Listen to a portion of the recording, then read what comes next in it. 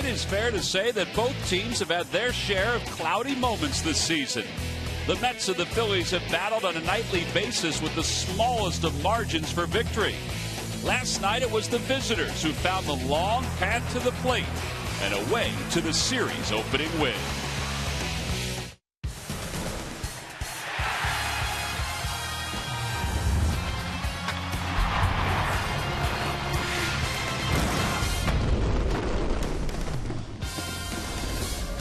Following last night's victory, the Mets fans are feeling pretty good about themselves. They venture into Citizens Bank Park for a second consecutive day where the Phillies fans, well, they're selling the place out today on a gorgeous afternoon for baseball, and they're looking to even up this series at a win apiece.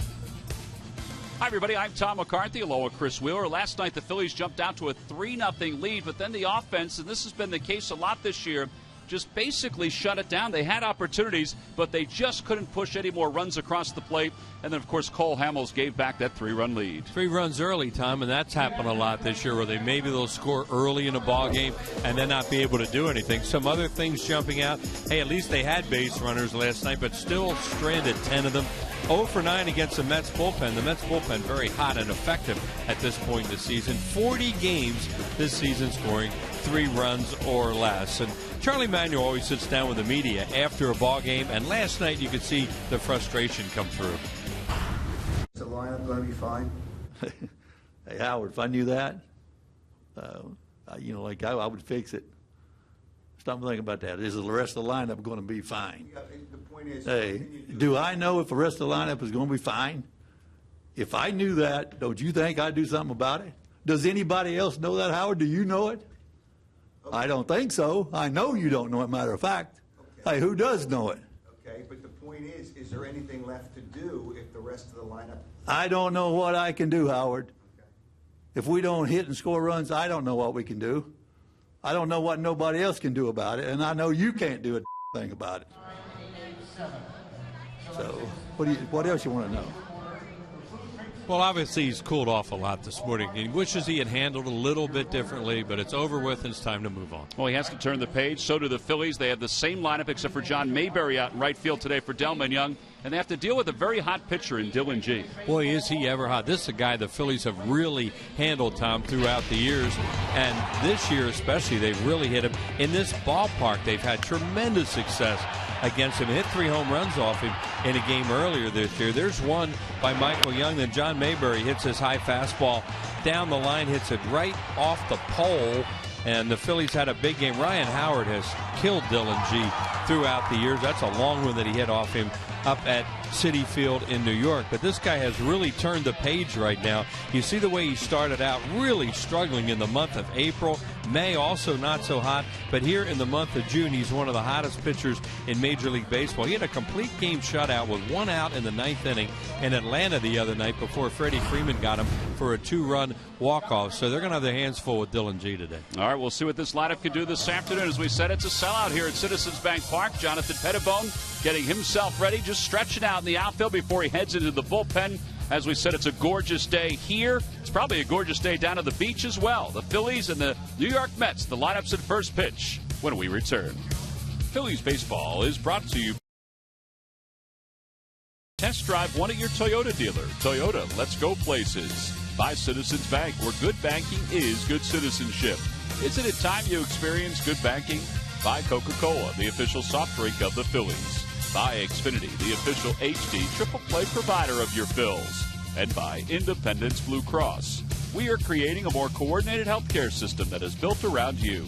Independence Blue Cross, changing the game.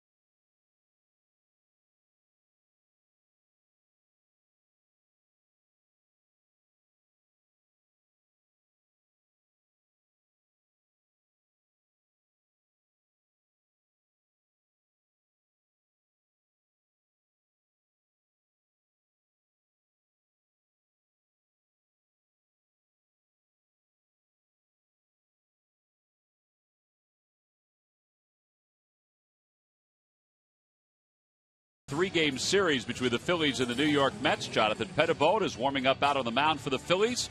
In fact, he's just finished up. Let's take a look at the Mets starting lineup. It's brought to you by Xfinity, your home for the most live sports. Eric Young starts at center field. Then Jordany Valdespin bats second at second. David Wright hits third, followed by Marlon Byrd and Daniel Murphy.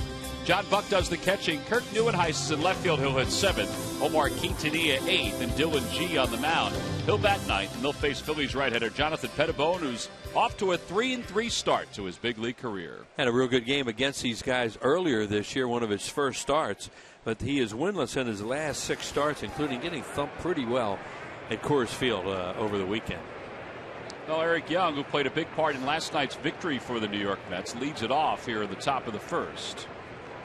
Young just acquired from the Colorado Rockies, where he was designated for assignment. And the first pitch taken outside. You look at Pettibone's numbers. Yeah, 3-3 overall. In his first 5 starts, he was 3-0 and has struggled since. At the knees, 1 ball and 1 strike. Fastball, changeup, breaking ball. There's a scouting report on him, and that's what he's done in the last 3 starts, and really got hit hard in that game at Colorado when he gave up quite a few runs. 6 earned runs in that game.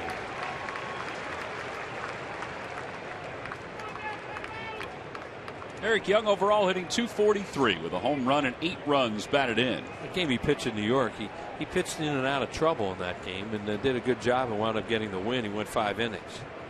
1-2 pitch. Just missed off the inside corner. It's 2-2. Well, like all the pitchers that were ineffective in Colorado, really it was only Cole Hamels that was effective, but like all the other pitchers, everything was up. And the Rockies were able to thrive on it. Right, you can't pitch up in this league, but you especially cannot pitch up in Denver. 3-2. Ball just wants to go up on its own, let alone if you give it a little help. Yes, it does. A looper out toward left field. Dominic Brown comes in to put it away.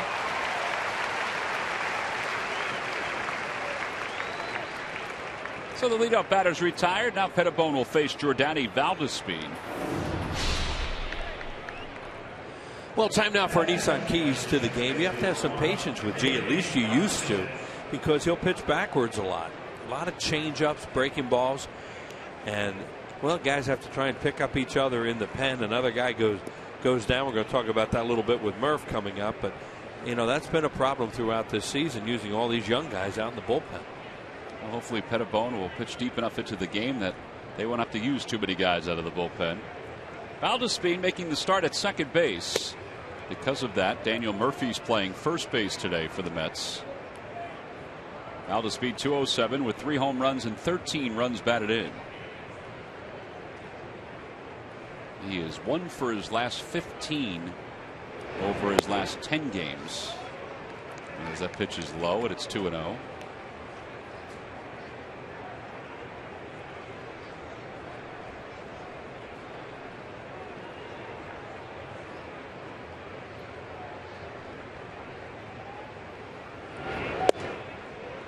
Valdespin's one of those guys that has some tools, but evidently doesn't play the game right a lot of times, and he's had some problems with the manager. He's also had some trouble with some other guys in the league because he's got a little, as they say in Spanish, perro caliente in him, hot dog. Well, he's not the only guy. No, not the only guy, but you know, he got nailed for a little bit of showboating, and that's not the worst thing in the world because it doesn't happen much anymore. He has 6 career pinch hit home runs. Obviously, he's not in that role today, but 6 career pinch hit home runs, including a grand slam. Beat the Phillies with 1 last year. 2-2 pitch to him.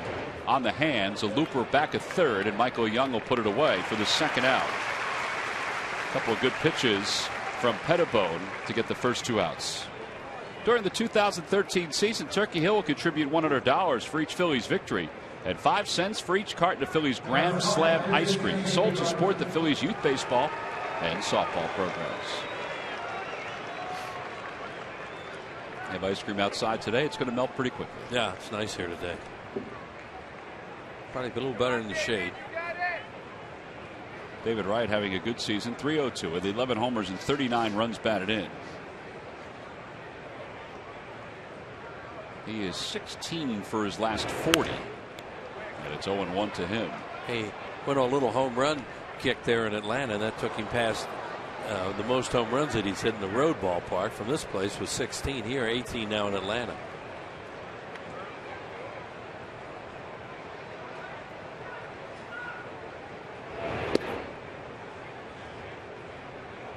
Down in Washington, D.C., they've already finished their game today between the Rockies and the Nats on the Toyota Major League scoreboard. DJ LeMahieu, 3 hits, including a home run and 2 RBIs. The Rockies upended the Nationals 7-1.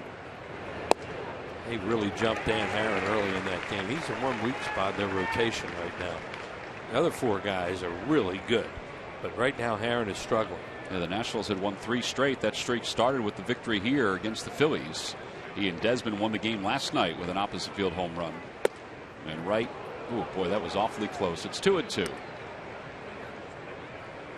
Phillies start the day 7.5 games behind the Braves, who are facing the Milwaukee Brewers as we speak.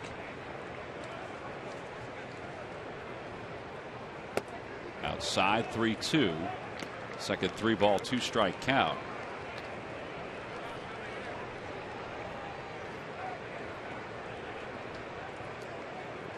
Marlon Bird's on deck. And a foul tip hung on to by Ruiz. A strikeout for Pettibone.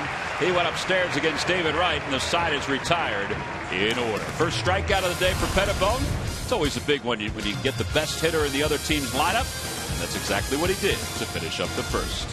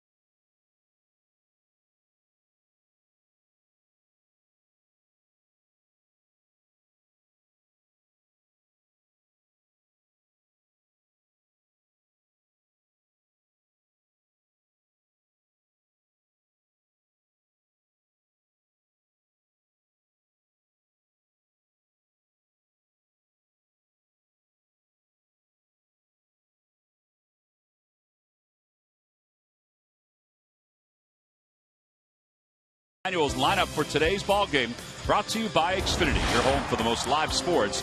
Rollins, Utley, and Young, followed by Howard, Brown, and then Mayberry. Mayberry is the only change from yesterday. Ben Revere hits 7th again. Carlos Ruiz 8th. At batting 9th and pitching, of course, is Pettibone. And they'll face 27-year-old right-hander Dylan G, 5-7, with an earned run average of 4.56. Well, since May the 30th, this guy's earned run average is 1.53. In his last 4 starts, 3-1 with a 1.53 earned run average. Overall numbers don't look that impressive, but if you start counting from the month of June, as we talked about in the opening, he has been one of the best pitchers in Major League Baseball. Phillies have really hit him hard over the years, and to think that he likes coming to this ballpark, 2-3 here in 8 games with a 7+ earned run average. That's right, game on. The dog with his own shirt. Stuffed animal, I should say. Seen one of those before. Jimmy Rollins leads it off for the Phils for the second straight day. Rollins was 2 for 5 yesterday. Need one of those for Nittany. Might be a little big for Nittany. Probably. Well, we could shrink it. Rollins overall hitting .262 with 4 homers and 24 runs batted in. Like a lot of guys, he has tremendous numbers off Dylan G, as you would imagine with that stratospheric earned run average that he has against the Phils. He's 8 for 13 against him. And he pulls that one over to first. Daniel Murphy's there, and he'll take it to the bag. And there's one away. Gets you right with a changeup right out of the chute, and that's the same Dylan G. A lot of fastballs and changeups.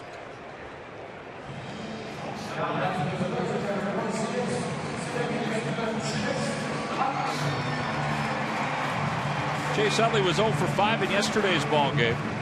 His first game since the 20th of May. Overall, his numbers at .264 with 7 home runs and 25 runs batted in. He said after yesterday's game that he felt fine, which was a good thing. He said he's past the injury at this point.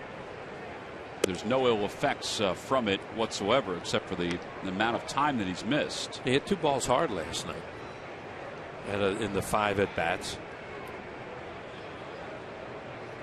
He did strike out one time. He popped up, catcher, and 2 balls right on the nose. Fouls that one off his foot. The Lucky McDonald's Phillies home run jackpot contestant is Joe Bolinone of Philadelphia. Phillies hit a home run in today's ball game, and Joe will win $200.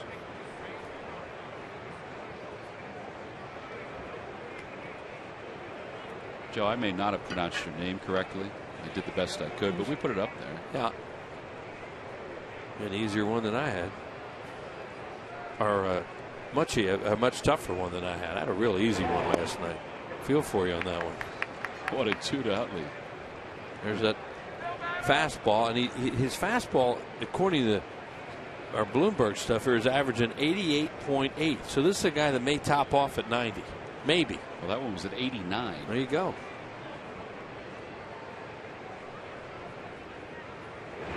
Utley drills it to right field, a base hit. Marlon Byrd playing deep. Gets the throw in. So a 1-out single. And that'll bring Michael Young to the plate. Talking about some of the reasons why maybe he's better. And some of the Mets people are kind of, well, we're not sure, but they say he is pitching inside a little bit more, and that helps set up his all-speed stuff. That would look like a fastball. Yeah, up and out over the plate, high in the zone, and Chase just got on top of it. First hit since coming back. So he's aboard. Michael Young, who was 0 for 5 with a couple strikeouts yesterday. Hefner wore him out with sliders last night. Fastball in the outside corner. It's 0-1. Michael the other night picked up career hit number 2,300 in the game against the Washington Nationals. He's been hot lately. You see the last 2 weeks his average at 373.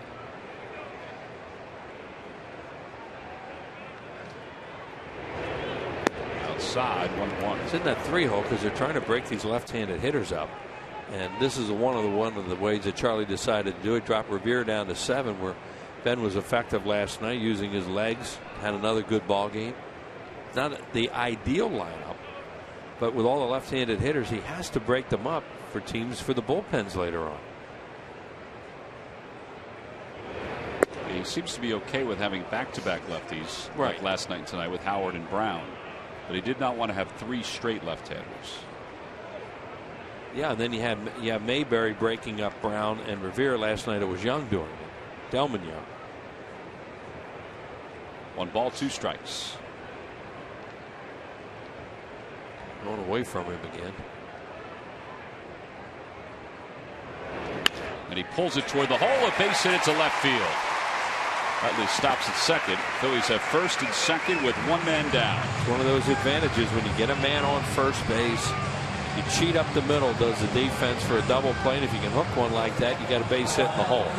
Normally the shortstop will be over further with nobody on, have a chance to make that play. But with a double play in order, base hit.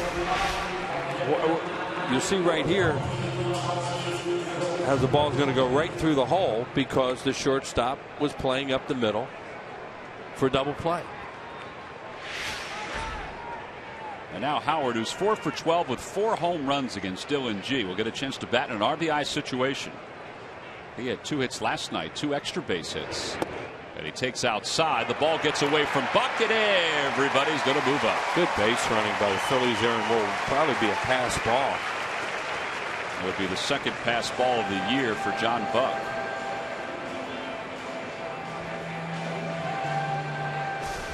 See how they scored. It's certainly. Oh yeah, that's a pass ball. Yeah, that's not even close.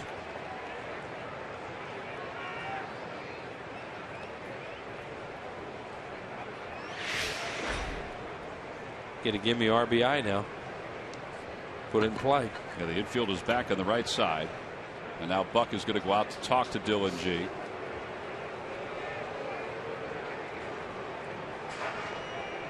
Dylan G overall is 26 and 22 with an ERA of 4.17 for his career.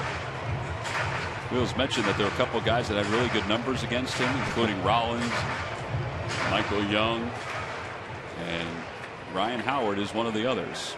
And you mentioned, Tom, the 4 homers off him, 10 RBIs too. Chance for more here. And he hits that one off the end of the bat, a flare into center field, read perfectly by Michael Young. Utley scores. Here comes Young, and the Phillies have a 2-run lead. Talking to Ryan Sandberg a little bit this morning about all the stuff that's been happening. And, you know, you're coaching third in a small ballpark with slow runners, and he's not going to make any excuses, but he'll stick by his decisions that he's made. Well, that makes it a lot easier when you do what Tom just said Michael Young did. You give him a chance to score. You get a good jump. You read the ball, see where the infielder's playing right off the end of the bat. You see where that infielder is. You know he has no chance to catch it, and they have no chance to throw you out with that jump. And Sandberg can wave him around no problem. That makes it a lot easier coaching third. Well, here's Dominic Brown, 4 for 15 on the homestand. 2 of those 4 hits came last night. And he takes a changeup for a strike. Brown with 19 home runs and 50 runs batted in. We're not even at the halfway point of the season. And he has 50 runs batted in.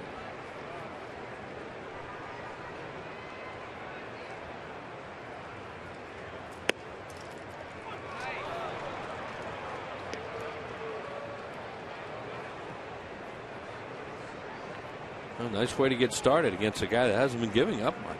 He gave that minuscule ERA for Dylan G, under 2, and they've already hit him with 2. And Dominic Brown on 3 pitches is retired. 2 outs. He toyed with him there. I think it looked like a changeup that he threw him. It was a changeup, and he was just trying to foul it off at the last second. I guess Dominic Brown thought he was going to get something inside, because watch how he reacts. He sees it tailing away. He knows it's a strike, and he's just trying to spoil it. That was a true emergency swing there. Well, now John Mayberry, who is starting today instead of Delman Young. He has 2 home runs against G. That's part of the reason why he's in there this afternoon. Yeah, we showed one of them in the opening, that one he hit off a high fastball down the left field line back in April. Inside, 1-0.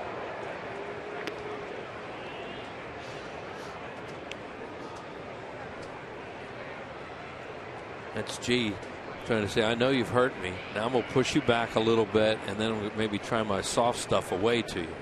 Or maybe come back in there again. That's where he hurt him last time, with a high fastball in. Yep, came right back in there again. Pitching to that area where he got hurt last time.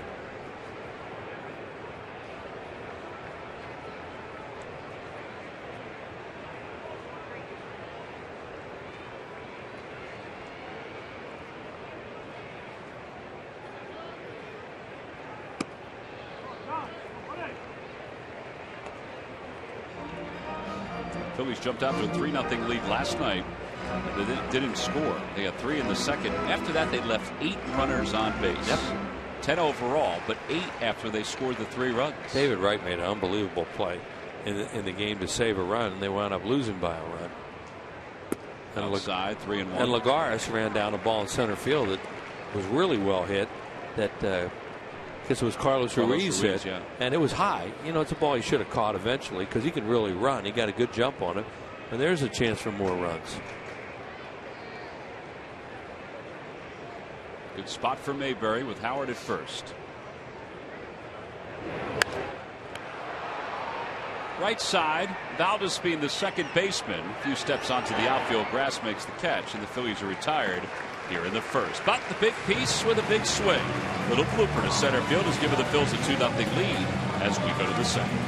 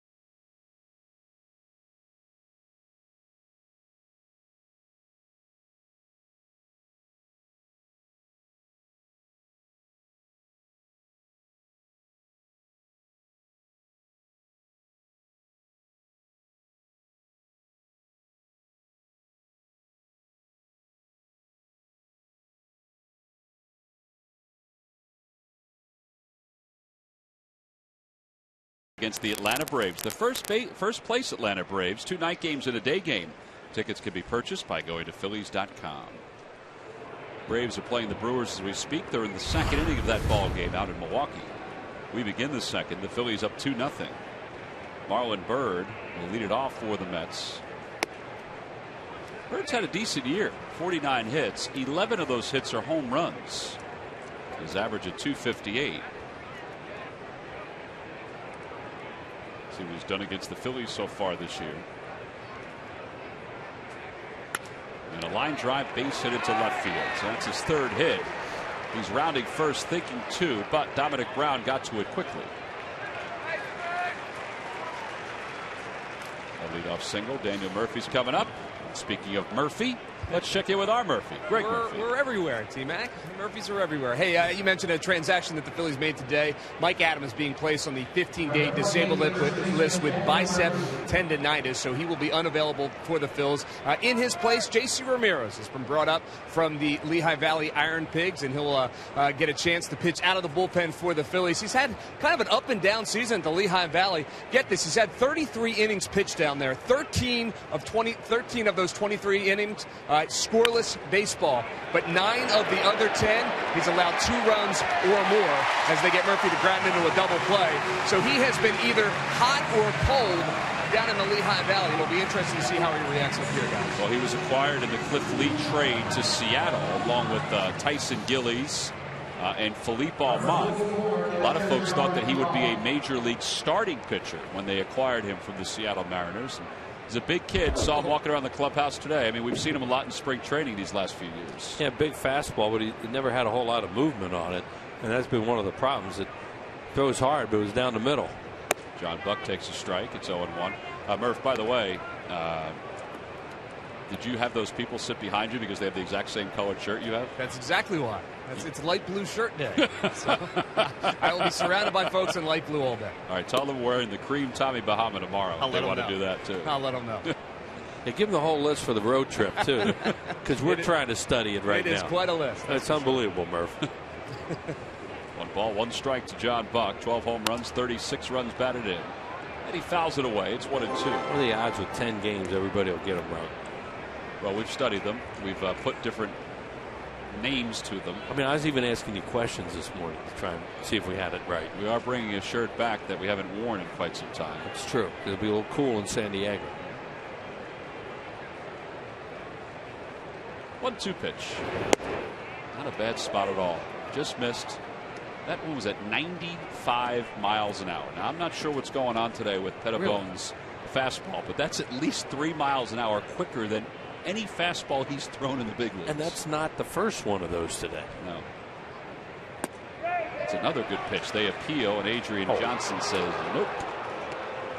And there are probably a lot of folks around the Delaware Valley say, are you sure, Adrian? That was a cutter or a slider, and good call. Yeah, he held up. It's a third 3-ball 2-strike count for Pettibone. Inside, ball 4. And a 2-out walk for Kirk Neuenhuis.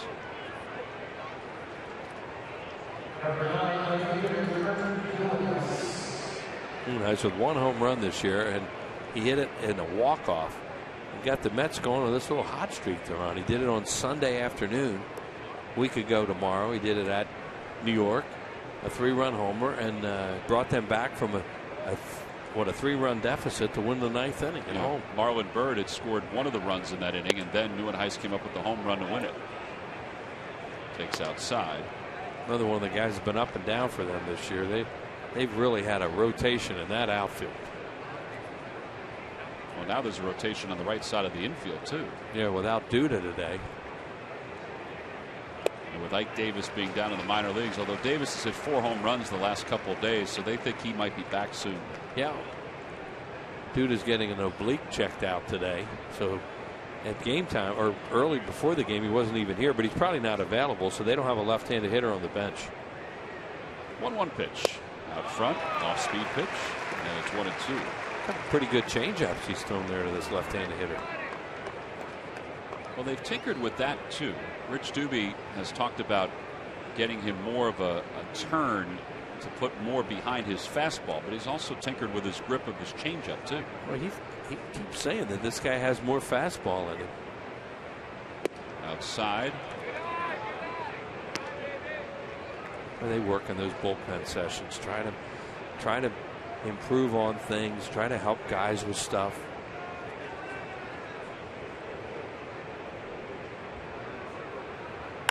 Ground ball right side. Chase Utley will wait for the hop.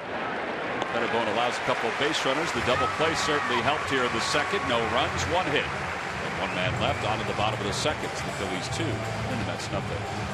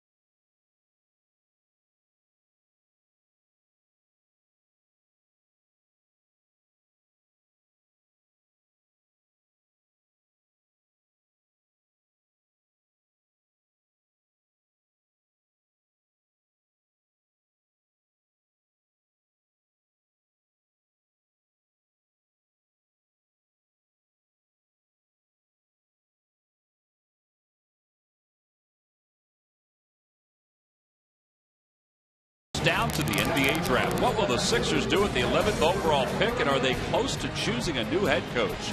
Plus the latest of the Flyers and their recent offseason moves. Watch Philly Sports Talk Monday night at 5. Only on Comcast Sportsnet. J.C. Ramirez, the newest member of the Phillies, is sitting with his legs moving back and forth, talking to Antonio Bastardo. Now this is different. That's right. There's J.C. This is different for JC, but he has, as we said, been with this club a lot in spring training. Right. He's just never been at the big ballpark. But it's big and it's beautiful.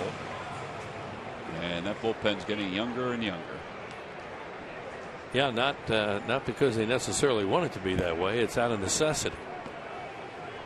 Ben Revere leads it off. Revere riding an 11-game hitting streak. 2 for 4 in yesterday's ball game.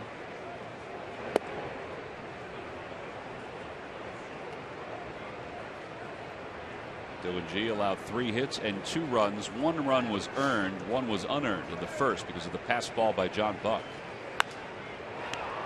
Out toward left center field.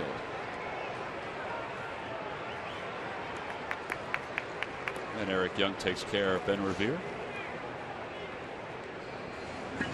MLB.TV celebrates 11 years with new low yearly prices. Watch every out-of-market game live on over 350 supported mobile and connected devices in HD quality. MLB.TV Premium. Visit MLB.TV today. MLB.TV, baseball everywhere. It's a great day for baseball. There's a lot of American Legion ball going on around the area. Also, the Carpenter Cup, a Phillies-sponsored tournament, is going on as we speak. In fact, over at on Ashburn Field at FDR Park, a team of high school all-stars from Mercer County is leading their game over Delaware County 11-2 going into the bottom of the 7th. How could that possibly happen? Ground ball toward the hole, cut off by David Wright. And there's 1 away. Believe it. Or 2 away, excuse me. Well, I'll tell you, Wheels, that I know Mark Duffy has a base hit for Mercer County out of Allentown High School. I knew you'd be up on that. I'm not up in the Delaware County part, except there's, of course, a rooting interest there. I got you. For Delaware County. Carpenter Cup has always been a great tournament that culminates with a game here at Citizens Bank Park Championship. Put that together back in the 80s, Al, the Phillies Community Relations Department with a lot of high school coaches from the area. The late Lou Bonder from Marple Newtown was very, very important to putting that together for the Phillies. Had a little bit to do with it back in those days, and of course it was named and dedicated to the Carpenter family. Well, thanks to all those coaches back in the 80s, it made all this possible. A lot of kids have had some great experiences with that. I think all of us who played in this area growing up would have loved to have had the chance to play. Well, for us, for me, would have been at the Vet. For you, would have been Connie Mack Stadium. Connie Mack Stadium. Yeah, that would have been a thrill. Pettibone hits it the opposite way. Flagged down on one hop by David Wright. And the side is retired. Ball was hit sharply. David Wright reacted by going to his knees and scooping it. A little bit of an olé from the Gold Glover over at third base. And the Phillies go down in order here in the bottom of the second. We head to the third here in South Philadelphia.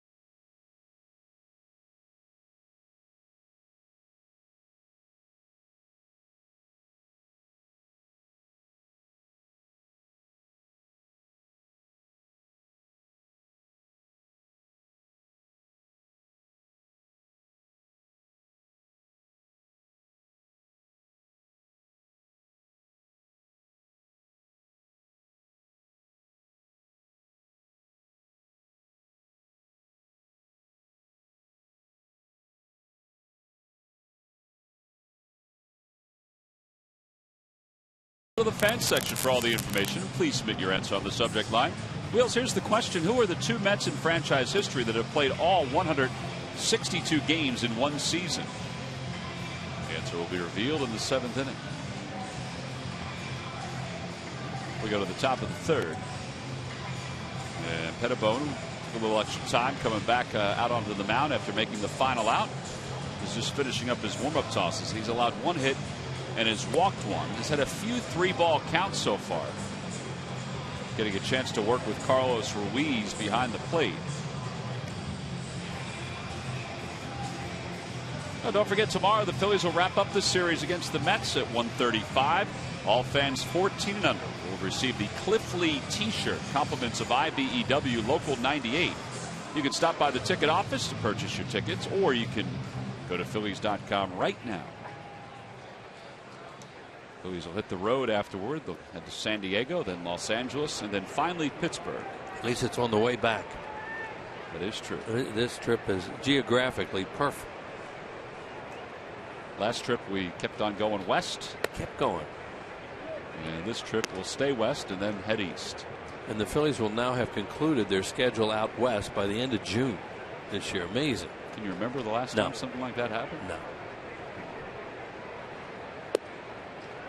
1-1 to Quintanilla. And includes trips to Denver and Phoenix too, which is nice. Won't go more than an hour time zone away to St. Louis, the furthest trip they'll have. That ball is pulled foul, and it's 1-2. Yes, the Phillies still have St. Louis. They have Chicago. Don't have to worry about Houston anymore. Nope. And Detroit. Yeah, that's an Eastern time zone. Right.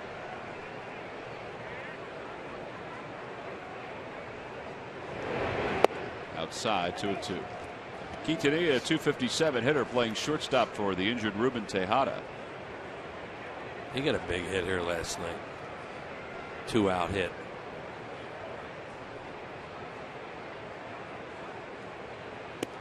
They work it away. It's 3-2.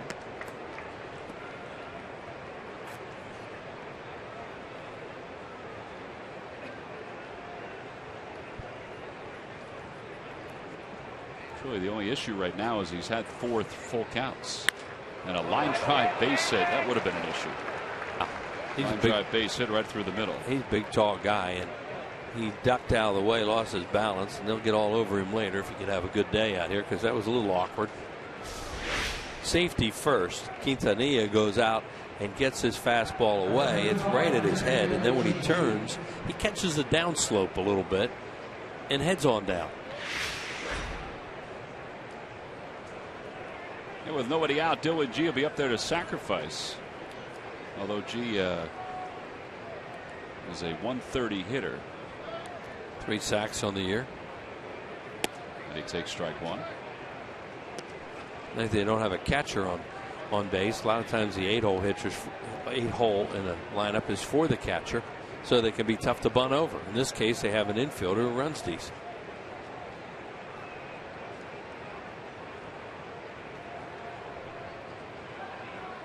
And he bunts toward first.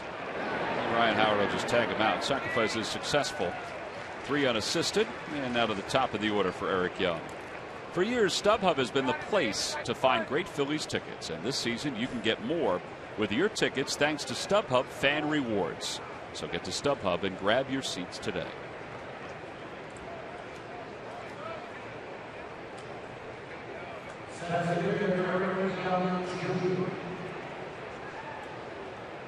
Eric Young fly to left his first time up. Maybe a little surprised that the Rockies let him go. Yeah, he's, to me, is an extra guy and a really good one to have on a winning team. Now, whether or not he can hold down an everyday position with the New York Mets, we'll see. Maybe the Rockies just think they have something else, and they want to work with some other outfielders, or going that way. You just don't know about another organization, but he has enough tools that he should play in the big leagues for a long time. Speed being the primary tool, and a switch hitter too. One thing he doesn't do, he doesn't throw real well from the outfield. You saw earlier. He bunts up the third base line. This will be a tough play. Pettibone's throw is not in time. See, that wasn't a good play unless he was safe. And he is. And it was close, too. There's already 1 out. But he's bunting for a base hit there, and he gets it. If he doesn't bunt that perfectly, and somebody makes an out, now you have a runner at third with 2 outs. So it's not a good play, but it is. Because he does a good job with the bunt right there. He gets a bat out in perfect position. Tom mentioned his speed, and he beats it at first on a bang-bang play. And now you have to worry about him stealing. Nice job by Pettibone. That's very athletic.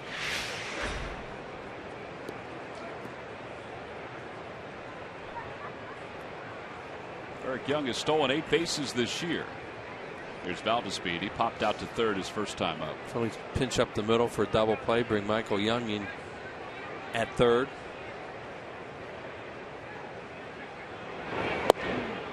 With a left-handed hitter on the offside, what that does is give him the option, if the ball's hit hard at Michael Young, go for a double play. If it's not, and they run, which they probably will, he can come home and cut the run down. That's why you play him up at third.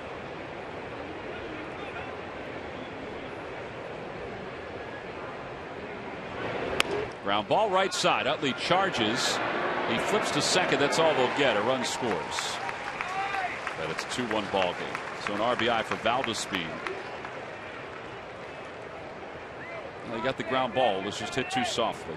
Right, and a correct play by Chase too, to go get the lead man, keep the force in order with 2 outs, and the tying run out of scoring position for a dangerous hitter like Wright.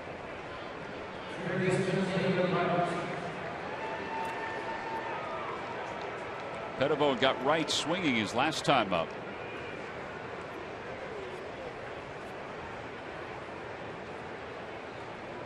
David Wright is a lifetime 300 hitter. His average this year is at 300.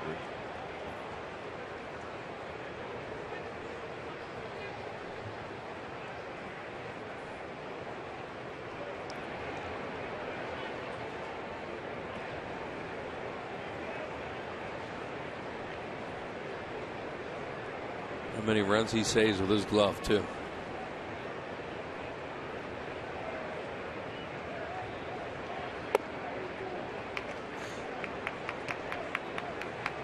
Got to figure some way to get him on the All-Star team, don't they? And especially playing in New York. Well, he's the captain of the Home Run Derby, right, for the National League. But yeah, I would agree with you on that. Trails. Outside corner, 1-1. Trying to think. I didn't look at it. I'm not no, sure. No, he trails Panda Bear. Oh, Pablo Sandoval, who's hurt right now. Right, who's hurt right now. So that would be a way to get him on. And he just should play in that game. Well, he's having a good enough year that he could be selected even if he's not picked by the fans. Right. He's the captain of the National League's Home Run Derby team, and then Robinson Cano is the captain of the American League. Right, and then with the game being played at Citi Field in New York, David Wright should be in that game. Certainly not like he'd be a mercy booking off a bad year.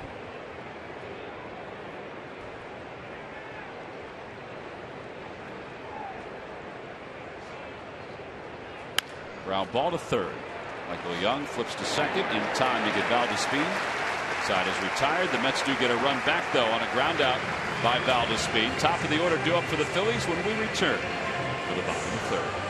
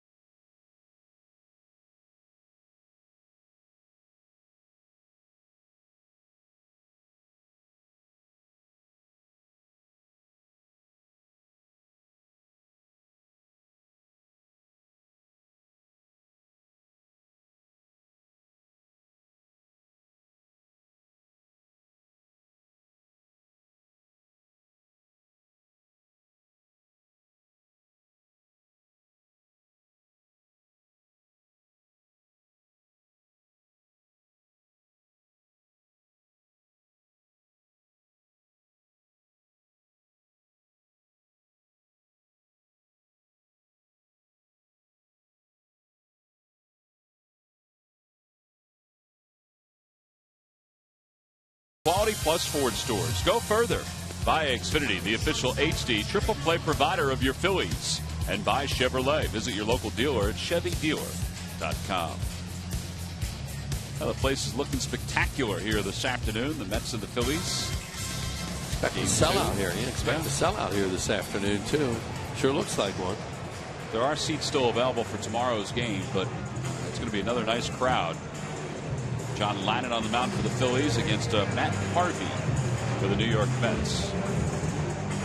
And then when the Phillies head out to San Diego on Monday, it's Cliff Lee. It'll be Lee, Kendrick, and Hamels in those 3 games against the Padres, who are playing very good baseball. Jimmy Rollins takes a little high, 1-0. Yeah, that division's tight. The Dodgers are the team a lot of people thought would win that division, and they're struggling. The Marlins have gone out there and beaten the Giants twice. And they lead today 1-0 in the third. 2-0 to Rollins, who grounded out his only time up. He hooked a change up to first. And it's 3-0. Jimmy was walking a lot in that 3-hole. Now he's going to bat leadoff now that everybody's back. And he runs a deep count here. Maybe he can get on.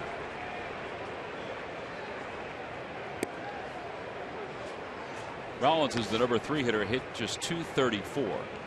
But as Wheels alluded to, his on-base percentage was a little bit better in that spot than the leadoff spot. Lifts that one down the left field line. It's in play at the moment, but nobody's going to get there. Just not fast enough in left field to track that one down.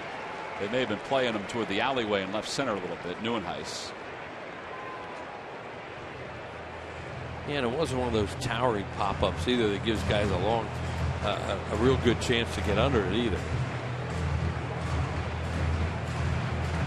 Utley waits on deck. Rollins, Utley, and Michael Young, with the Phillies leading it 2-1.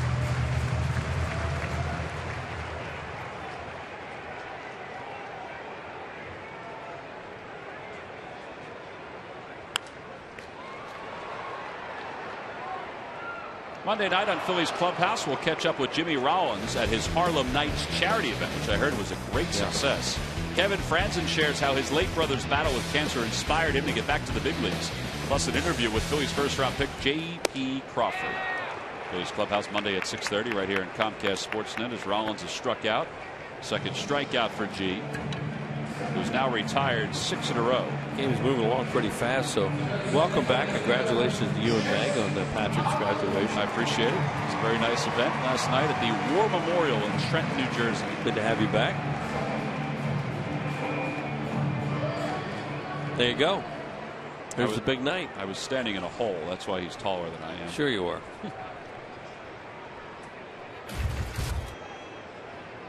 Chase Utley now the hitter, and he takes a strike. It's 0-1. He's always going to be taller than you. Hole or no hole. Always going to be taller. And I think getting taller and taller. Yeah. That was a great night. It was kind of interesting to see all the kids that I watched him grow up with. Yep. Now are all going off to college. That league, foul tip, it's 0-2. Basically about 4 years away from the real world intruding. Seriously. And for some of them, that's imposing. Yep. You bet.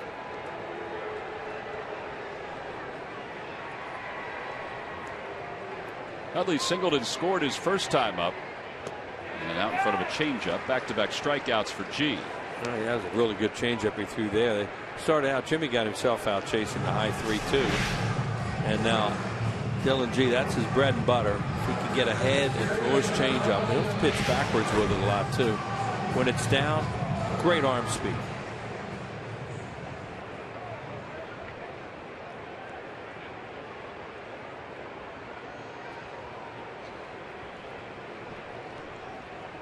Michael Young takes a breaking ball, and that's inside, 1-0.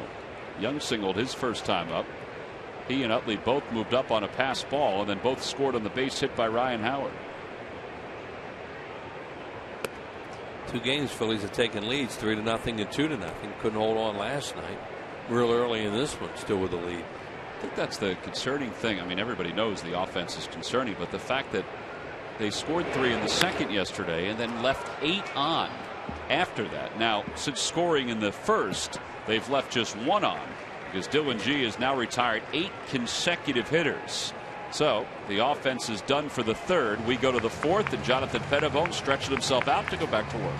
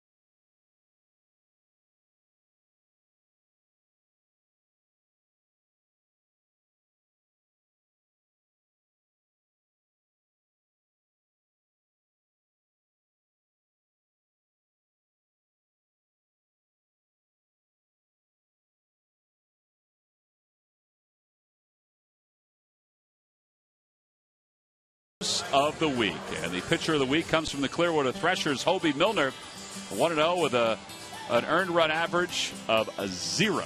He allowed just one hit in his outing this past week for the Threshers. And Willie Carmona playing for the Lakewood Blue Claws. That's a pretty good week right there. 3 runs scored and 6 runs batted in. So congratulations to those guys. Also congratulations to Michael Franco, who hit his first home run in Double-A last night. Understand it was a long one. Marlon Byrd leads it off as we go to the 4th. And the pitch is outside, 1-0. Anytime you go to a different league and you start doing well right away, it just gives you that confidence that, hey, I'll be a major leaguer pretty soon. Well, he's Franco, that is putting together a heck of a year so far between Clearwater and now playing in Reading as Marlon Byrd sends one the opposite way. John Mayberry ventures back to make the catch, and there's one away.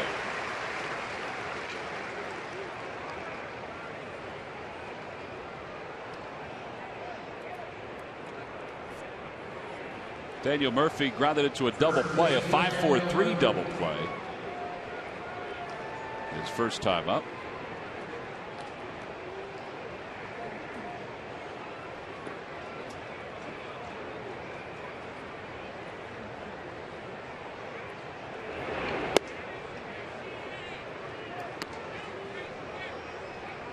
Nice little cutter, he's throwing in there. Fastball seems to be coming out of his hand pretty good. Jumping at the plate. The difference too between the minor league pitchers and major leaguers, and minor league pitchers can't repeat as much. This level, you got to be able to repeat that delivery. Well, that fastball's at 92. We showed a few of them earlier that were at 95 from Pettibone. Yeah, you just need to really steer away from those walks and get a little closer to the plate, and preferably down right there.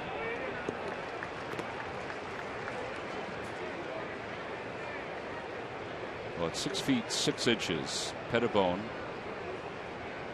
is certainly imposing on top of that mound. That one is through the hole on the left side, so a base hit for Murphy. 4th hit of the day for the Mets. So a 1-out base hit for John Buck, who's coming to the plate.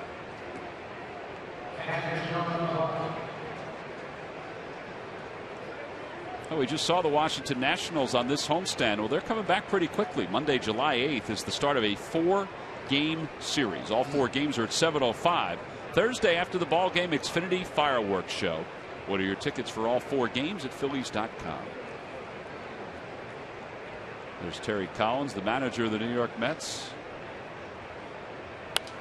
whose team now has a team batting average. And I guess that's why last night's game was so difficult to swallow, and why so many of the losses have been difficult for the Phillies. His team batting average is at .227 coming into today's game. I got to tell you, though, I have a lot of respect for him. He calls those guys out, and you know, he doesn't mind saying that we just don't have a team. We don't have the personnel that can compete the way that he would like. They start getting rid of players, sending them down to the minors, and he wants a certain kind of player that's going to put out daily, but more importantly, able to do the job. Had a play down the right field line. Well, speaking of the low team batting averages, we take a look at our Mazda leaders. And the National League East is well represented on that list. Sarge. Oh boy, okay, that's hard to swallow. I mean, hitting .227 as a team. That means shouldn't be winning very many games. There's a blooper out to right field. Mayberry comes on, makes the catch. Oh, there are 2 outs. Well, I think one of the surprising teams on that list, when you talk about offensive struggles, are the Pittsburgh Pirates. And I say that because the Pirates are in 2nd place in the Central, 3 games behind the Cardinals, but they're doing it with a solid bullpen, and they also have a ton of shutouts already this year. Yeah, see, and again, there is a runner getting ready to go, and he just caught everybody sleeping. Yeah, Murphy just took off, and you heard somebody say in the background he's going, but at that point there was nobody covering second. Yeah, that's almost premeditated. They've looked to see whether or not heads might be down or exactly what they're doing. You see Utley takes off there, might have been able to get there. It would have been bang, bang. Take a look. He's keeping his eye on the pitcher all the time. Ryan Howard is screaming and yelling, but really don't think they really would have had a play after he had taken off. Looking at the replay, would have had to hit a running target. No excuse for that. What is he noticing there, Sarge, that caused him to go? Well, he's just reading it, reading the play. You got, Pettibone looking in there for the sign. You're hearing noise anyway, and he got out, creeped out.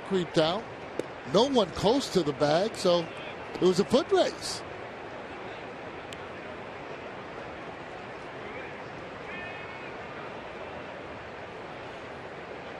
No, that definitely should not happen. 2-0 to NYN Heiss. Watch what Pettibone was doing as this was happening. He's just towing the rubber. Just taking his time, getting his sign. By the time he pointed, it's too late. I'm not sure what the infielders were doing, if they had their head down, if they were walking the other way. Well, they weren't. By the time Utley took off, he saw him kind of running. But by the time he took off, I thought it was too late. I agree. Would have had to hit Pettibone, would have had to hit a moving target, which would have been difficult in itself. NYN Heiss has brushed off the plate, 3-1.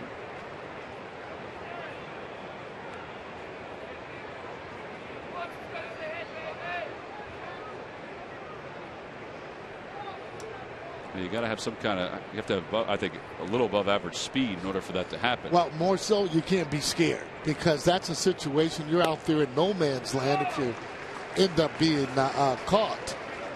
And that's a long way back to the dugout. But, it doesn't happen often, and it shouldn't, because you're paying attention to the runners that are on base. He timed it just right to be able to get in there. Ground ball to first, so no harm, no foul, as long as Howard makes this toss, and he does. 3-1 on the putout, no runs, 1 hit, and 1 man left in scoring position. We've played 3.5. Ryan Howard is due to lead it off when we get back.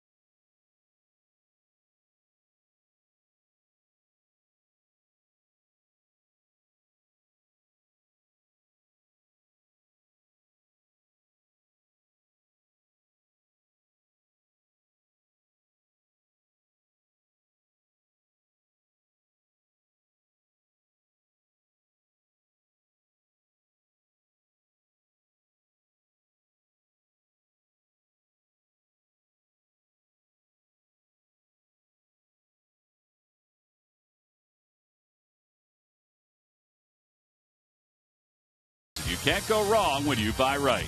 Buy Nissan. Choose Nissan today for great offers on our most innovative lineup ever. Shop at ChooseNissan.com.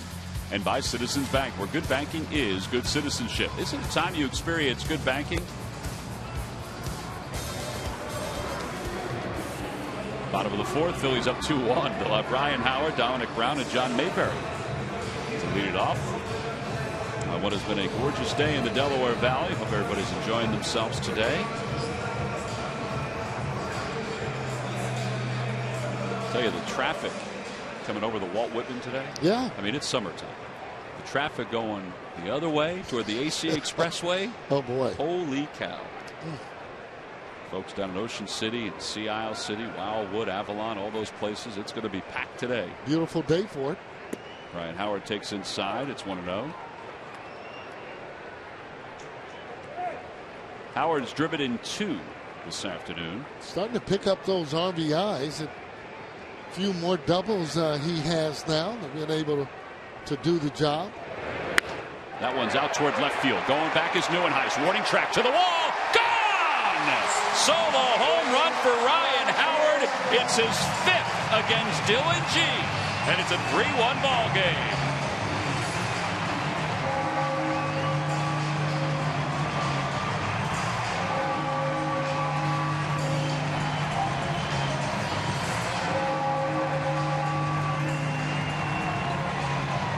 Home run number 9 for Howard.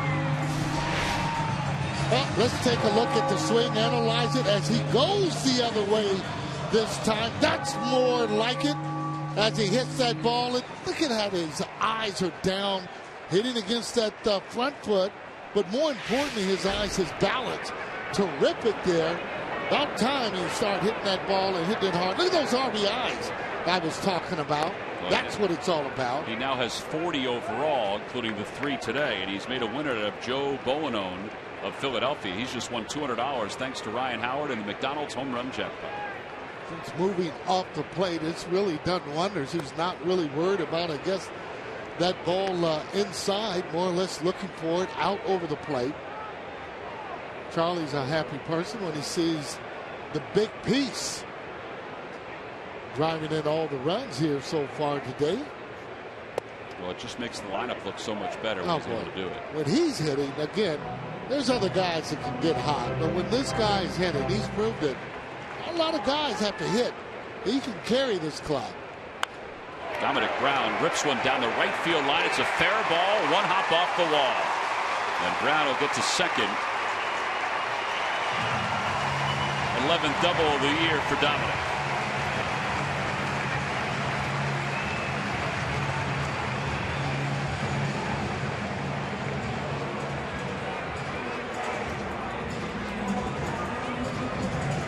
Like to see him turn on the ball that way. You get one going out that way. Now you get a double that's down the line, ringing double. Just got to remember what he's done. You got to remember that stroke and just stay there. If he ends up hitting the ball out, take it, but stay with that foundation. John Mayberry popped out to second his first time.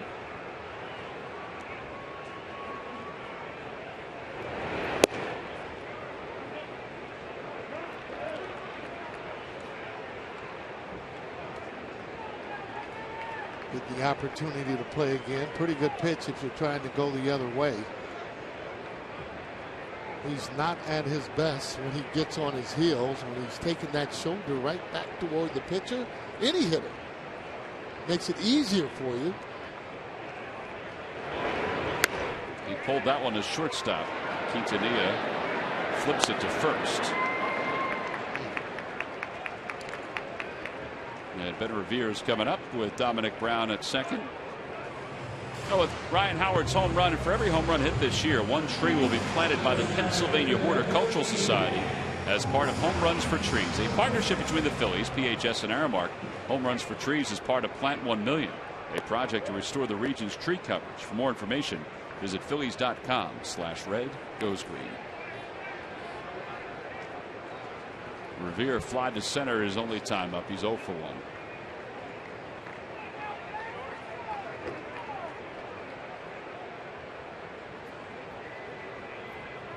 Good lead for Brown, and that draws the attention of Quintanilla.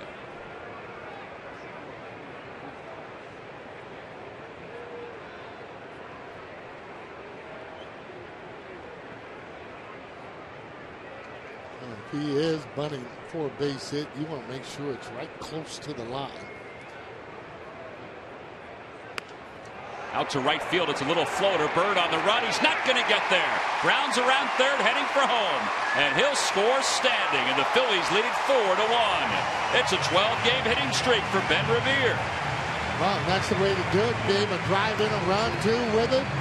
That ball, he ended up getting jammed on, but a good thing, though, because that floated right there into right field. Marlon Bird not able to even make a play on it. Fight Fields continue to add on. There it is right there on his hands. Quick hands, however. Got to be level. You see how he's looking around there. No chance at all. The ball hit very softly. Standing up, coming in. Dominic Brown there in your picture. 10 RBIs now for Revere. Here's Ruiz, who grounded out his first time up. Phillies lead it 4-1. They have 6 hits now. Ben Revere may have been out if Daniel Murphy had held on to that ball. Well, he was going all the way. His reactions, Tom, are so quick. You know, in getting back, that ball there maybe down a little bit. He might have had a shot, but I got to tell you, he's going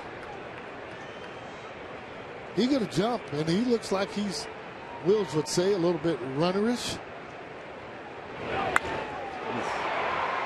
Look out. That's a quick bat right there.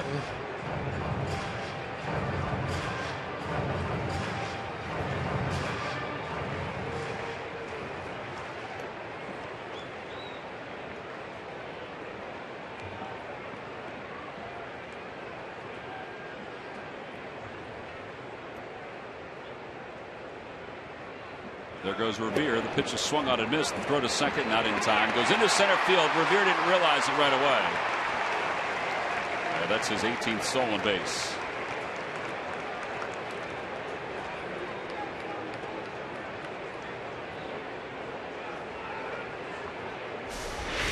I got to tell you, boy, pretty good jump there. As he gets there, he's going to slide.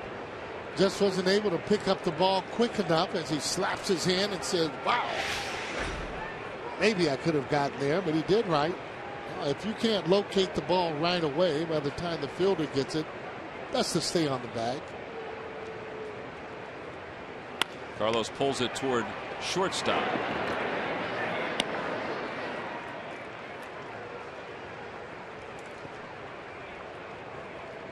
And they're 2 away for Pettibone. That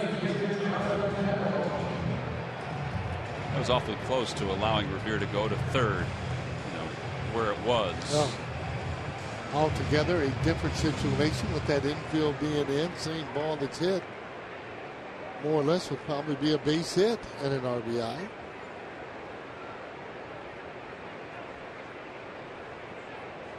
Nothing Ben, however, could do about that after he steals the base, trying to really stay on it. Locating the base or the ball, wasn't able to do.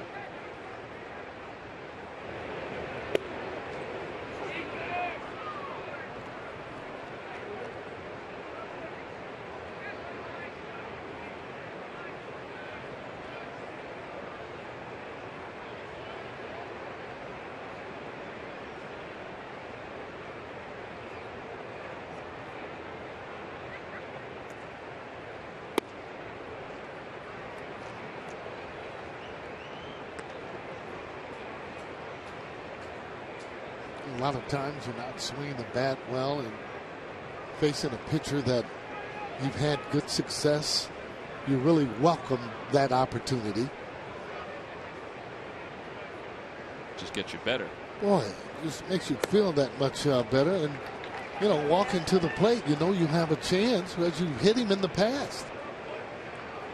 Just the opposite on a guy that you haven't hit. You don't want to see him. 2 balls, 1 strike to Pettibone.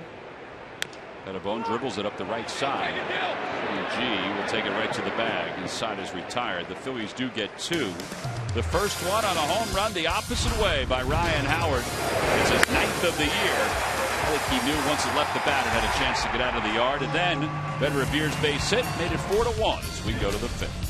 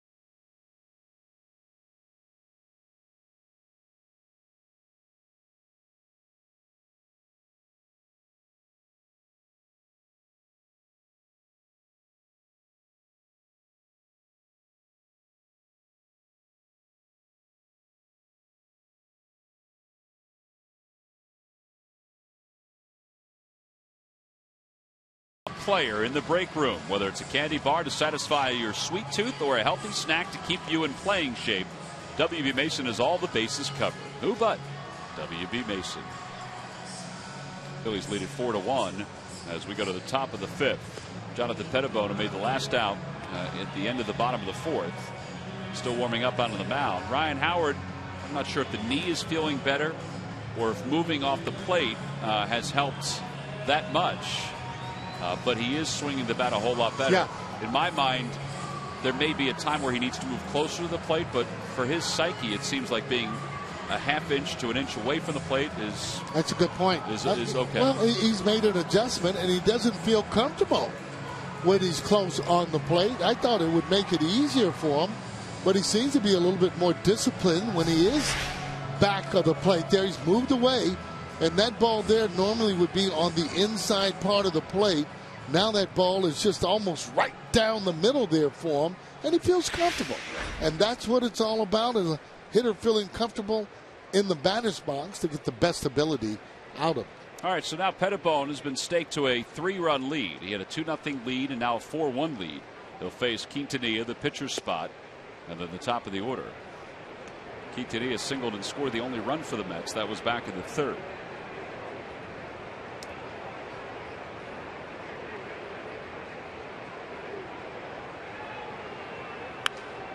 Out of play, 1-1.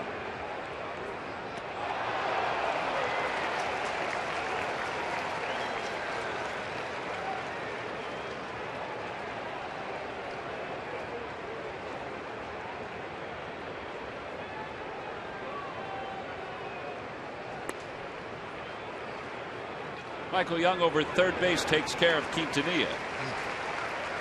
And with one out, Dylan G is the batter. Let's check you with Murph. Murph, where the heck are you? Well, I'm hiding out down low, but I have today's cold hard fact that is brought to you by Frost Brewed Coors Light. And did you know, guys, that on this date in 1932, the National League, at a meeting of club presidents, finally approved players wearing numbers on their jerseys? They were a little bit later than the American League. The American League started back in 1929. Dylan G hits one out towards center field where number 2, Ben Revere, makes the catch.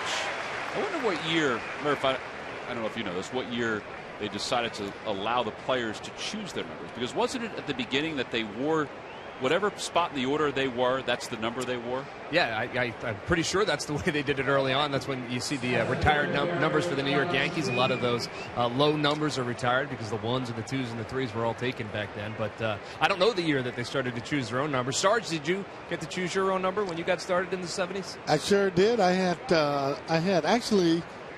number 3 in Little League, number 18 in high school. Once I went to the professional leagues, most of the 20s were gone with Mays and Bonds and those guys, so I ended up getting number 36. Didn't wear it here, however, because of Mr. Roberts. Right. So I switched to 34.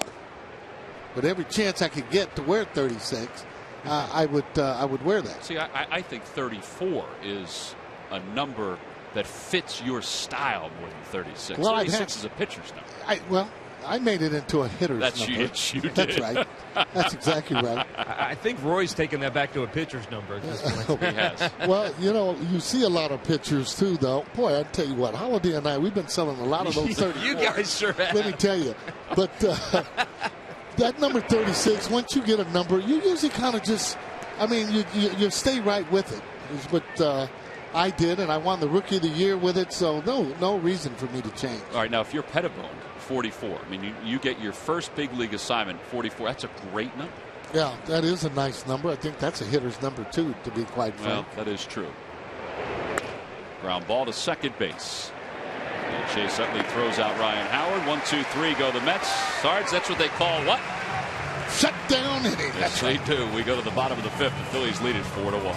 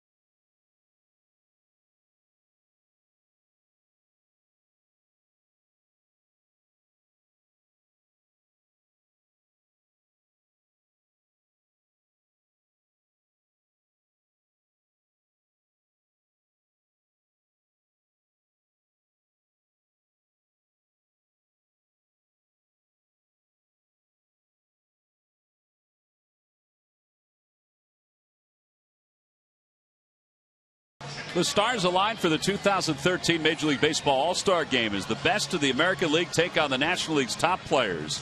Don't miss the action Tuesday, July 16th at 7:30 Eastern, 4:30 Pacific on Fox. Bottom of the fifth, Phillies up 4-1. Well, Center City's looking pretty darn good today. Sure is. Top of the order, Jimmy Rollins, Chase Utley, Michael Young. Rollins is 0 for 2. He's grounded out. He's also struck out. And he pops one up. Left side, Quintanilla in shallow left field. One pitch, one set aside here in the fifth. No, we mentioned that Sarge's number 34 was the number he wore in Philadelphia. And on cue, somebody tossed up the jersey and said, Sarge, will you sign it? Unbelievable. I told you, we've been doing a pretty good job in selling those. You and Doc? Oh, yeah. Doc and I. Doc's, don't know if he's around right now, but we're keeping that. Well, we're keeping it going. Just let me tell you. I saw Doc before the game. He's sitting in the dugout right now watching today's ball game. Tell you, all those players, too, sorry, Tom, they're eager to get back. I mean, they work out very hard. They see what's going on, and, you know, they want to try and get back to where they were before, and that's intimidating clubs. Not intimidating the clubs the way that they used to. You know, and you do that by good pitching and also playing good defense and being able to score more than 3 runs, which they've done that today. Little dribbler foul, and it's 0-2. Well, in the Phillies dugout, you just saw Eric Kratz. Next to him is Jeremy Horst, and then a few feet down is Roy Halladay. All 3 of those guys are looking to get back. There's Doc. Doc was out in the outfield throwing today. You get a whole different perspective when you're on the DL and you're coming and you're looking at the team.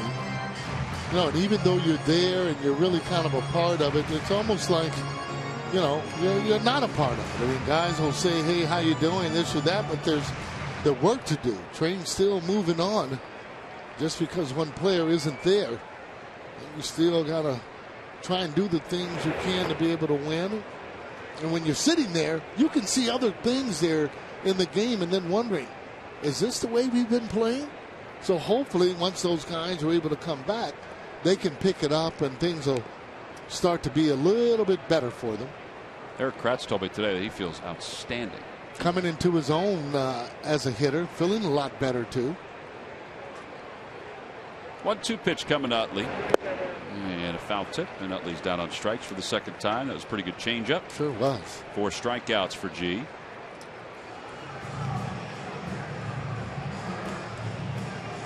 Good call on that there. Is that, see that the grip on it, but look at the movement on it. The deceiving part is the hand motion. You think it's a fastball, and you can see the way that it actually moved away. Michael Young is 1 for 2. Hits one in the air to left field. Neuenhuis going back to the warning track, to the wall. Gone! Boy, did that ball carry on out of here. Phillies with a 5-1 lead thanks to a solo home run by Michael Young. Well, Michael's starting to heat up again. Making solid contact, line drive. Means a lot to this club, I tell you. Always says all the right things, giving you an effort. Fastball hitter. Looks for it most of the time. They're foot down. Can't do anything until that foot is down. And I didn't know if he had enough, but it started to carry.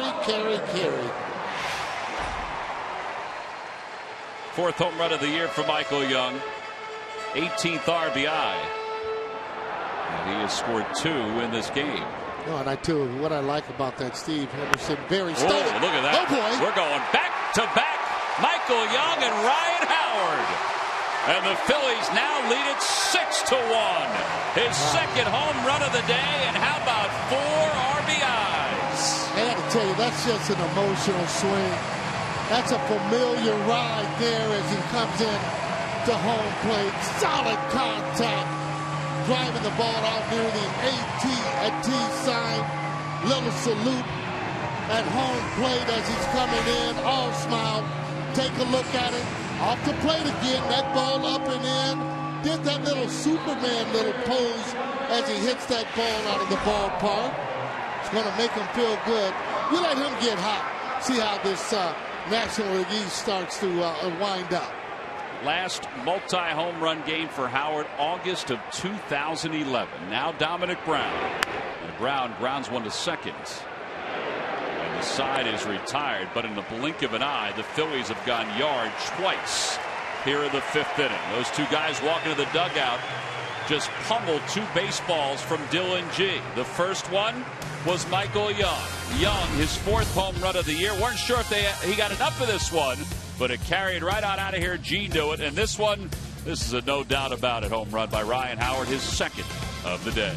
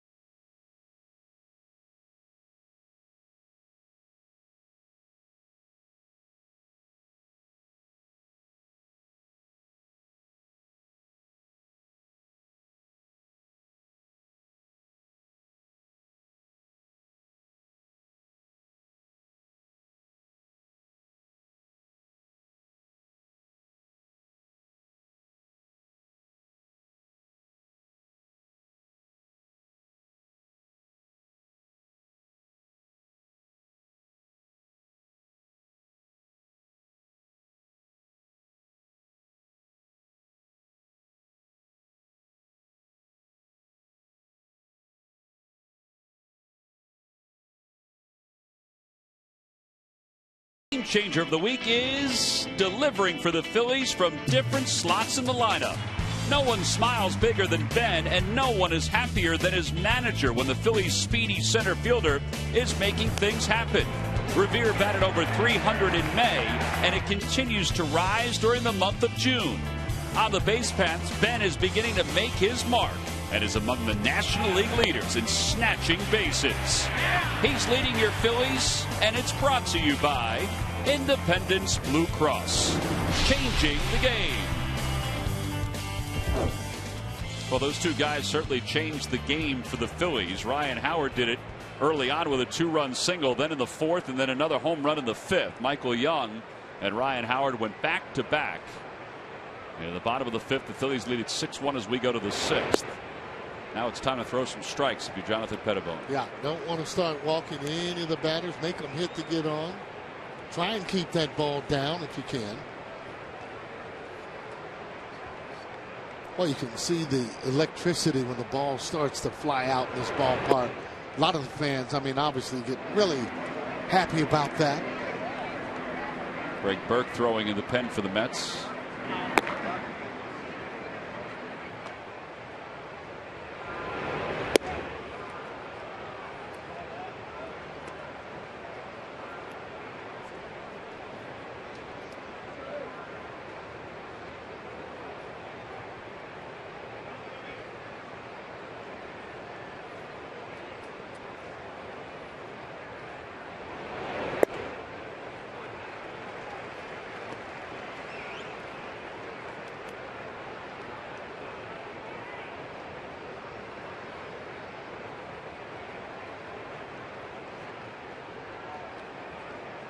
Don't find the pitcher shaking Chuchoff too much behind home plate. Curveball.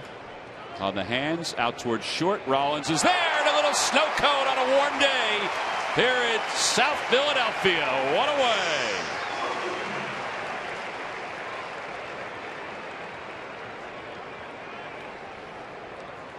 Well, here it is, Sarge, our Hyundai defensive play of the game. Well, snow cone is absolutely right. Well, an often wondered there, too, right off the bat. Well, that ball just hit so soft, as if you're practicing and you're kind of throwing it. It's a good ball that Pettibone ended up pitching, giving him a 5. Nice going, J-Ro. Brought to you by your local Hyundai dealers. Here's David Wright. He's 0 for 2.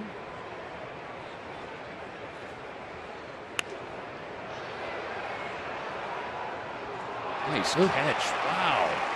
In the sweet level. Down the left field line. That guy right there.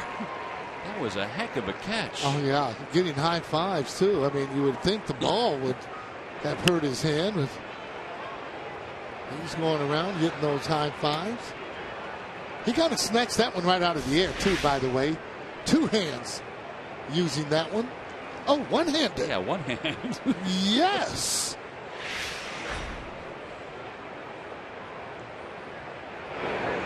Wright pulls it to short. On one hop, it's Rollins. Sets himself. Flips to first. Not in time. Wow. Just didn't have enough on it. That was a heck of an attempt.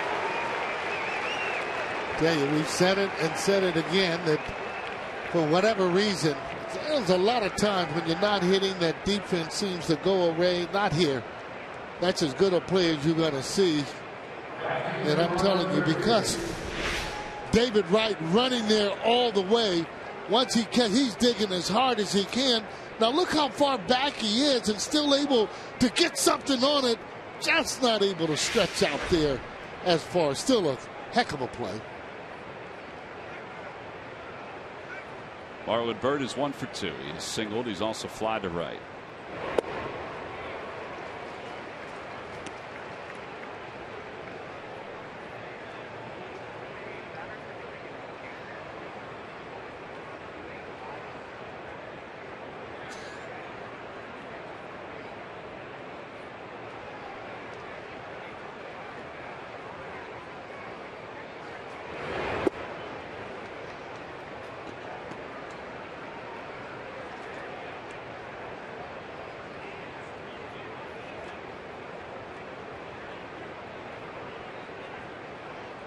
See those shadows starting to creep up there just a little bit. It's a pretty good pitch right there. Start to get the shadows. The most difficult thing about hitting in the shadows, can't pick up the spin of the ball the way that you would like. Got the pitcher in the sunlight, hitter that's in the shade. Even though he does have on sunglasses, I would think that would help.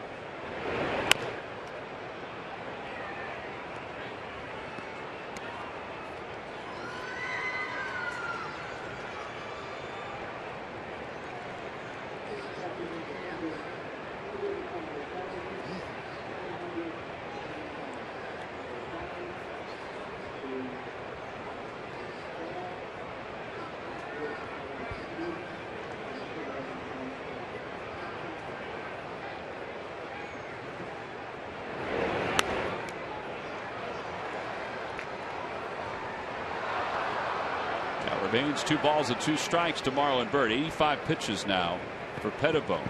The 5th inning certainly helped out. The fact that he was able to throw a 1-2-3 bottom or top of the 5th. And now 13 pitches so far here in the 6th with 1 man down. That's why it's so important to try and stay ahead of the hitters. You keep your pitch count down, making them hit ground balls. There's a line drive to center field. Revere is there. Oh boy. Makes the catch. Back to first goes David Wright. It was a sinking line drive. Yeah, well, it's a tough play because that ball there hit right at you. Anytime the ball is hit right at you, and you notice he gave that sinking kind of sign, meaning that the hitter got on top of that ball. He goes back and watch how he just has that spin on it to bring it back down. They ran to a spot this time, a lot better, under control. Makes a nice little catch out of it.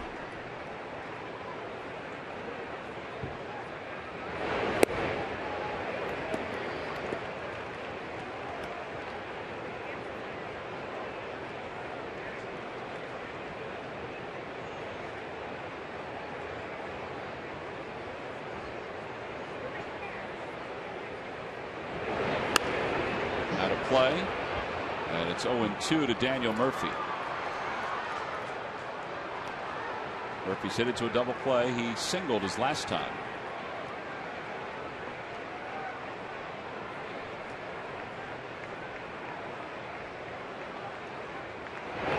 Ground ball to second base. Chase Utley throws out Murphy. Pretty good inning for Jonathan Pettibone. He allows an infield hit. Jimmy Rollins tried to get David Wright, just couldn't do it. We go to the bottom of the 6th.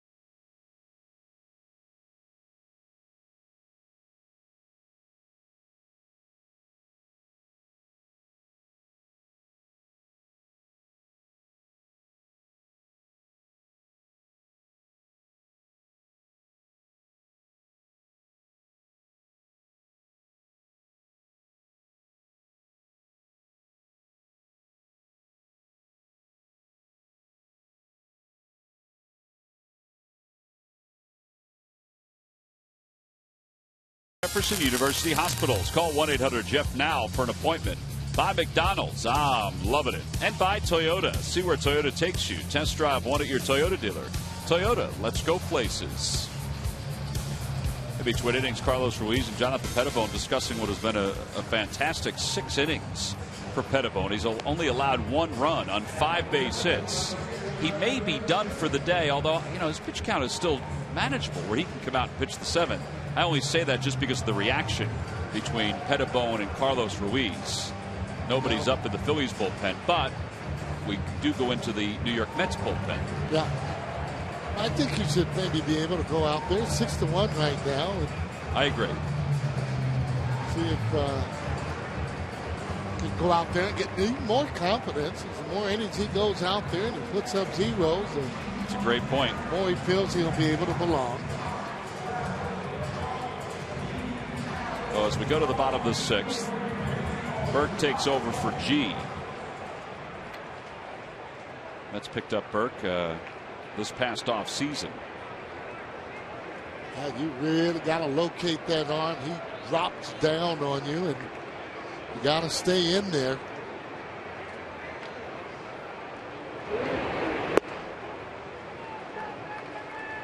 Toyota Major League Scoreboard, the Brewers lead the Braves 2-0. Aramis Ramirez has 3 hits for the Brewers. An RBI and a run scored. Tim Hudson's pitching for the Braves. He's winless in his last 8 starts. It's kind of surprising. Sure is. Inside, 2-0.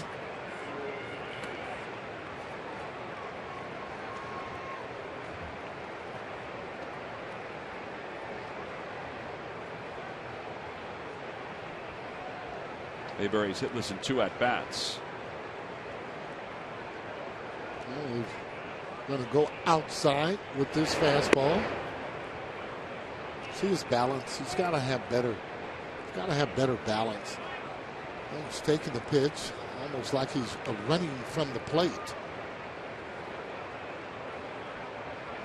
And you can dictate the pitches that you want to hit by the way you go up there and hit the ball. The way you execute yourself.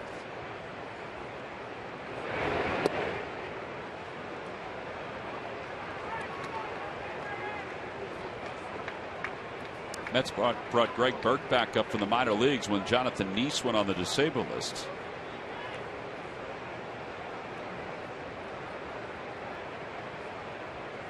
Burke grew up in New Jersey, went to Duke University. Now the 3-1 pitch coming to Mayberry. Ground ball, foul.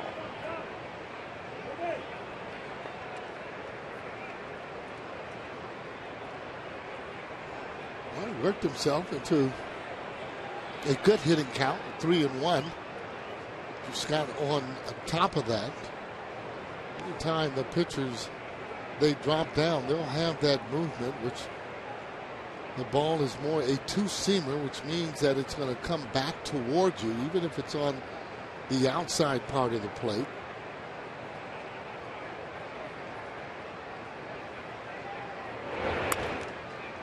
Popped up left side. David Wright, the third baseman, pounds his glove one time. Mayberry's retired, one away. Now the seventh inning is Pettibones because nobody is warming up in the bullpen for the Phillies, and rightfully so. Coming up on Sports Night, highlights and a full recap of Jonathan's outing and this game between the Phils and the Mets. Also, get an update on what's going on around the NHL with the Stanley Cup playoffs continuing. Chevy Malibu Sports Night tonight after postgame live.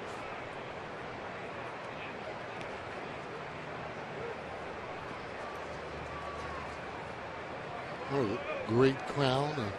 Just a great day to look at a ball game. That's the biggest crowd of the year at 45,725. You just feel the electricity, and just makes you play that much harder, much better. Phillies always have fans here at the ballpark. That hit him. I don't know if it hit him, but it did. He just pointed to first base, so I think Revere is going to be awarded first. It certainly knocked him down. No, maybe it didn't hit him. I thought the home plate umpire pointed to first. That's Bill Welke behind the plate. Take a listen. I think it hit him. It sounded like it hit his leg. Well, he was kind of grimacing, but I mean, if you're hit, you really want to go on back. And maybe, I don't know, maybe he wants to hit so bad that he's staying in there, but it appeared that that ball hit him. But Welke's right there. He would have had to have heard it. Well, Welke did point to first, but that, he didn't put his hands up saying dead ball. So here's the 2-1 to Revere. Line drive to center field, so he'll take the base hit. And he's aboard anyway. He is 2 for 3 today. Swinging that bat pretty good now. Actually, he's been swinging the bat well here for about the last 3 weeks, to be quite honest. Since the 1st of May, he's hitting over 320, which is second in Major League Baseball among center fielders. Wow. To Mike Trout of the LA Angels. Well, that's saying something, especially the way that he kind of started off, and a lot of ground balls we've seen him hit. Ruiz is 0 for 2, 2 ground outs today.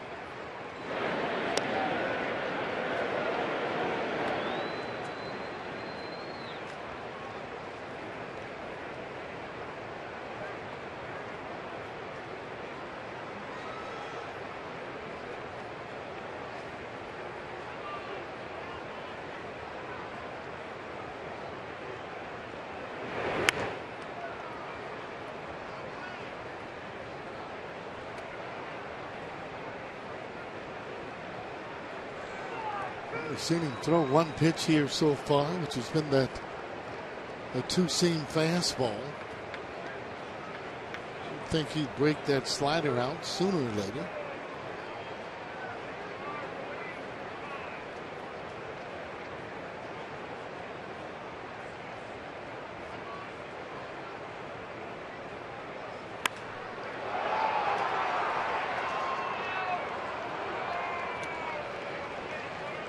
Well, so far in, that's about all you can do. If you're going to hit it on the barrel, you're going to pull it. Impossible to keep that particular ball there fair. That's that two-seamer again coming inside. And Ben, he can still stay aggressive, and he get the jump, be able to take a base. There goes Revere, and the pitch is looped foul. Ben will come back. Well, he stole on a good pitch. It's that slider, and that one's only 79. Carlos Ruiz trying to punch that right into right field.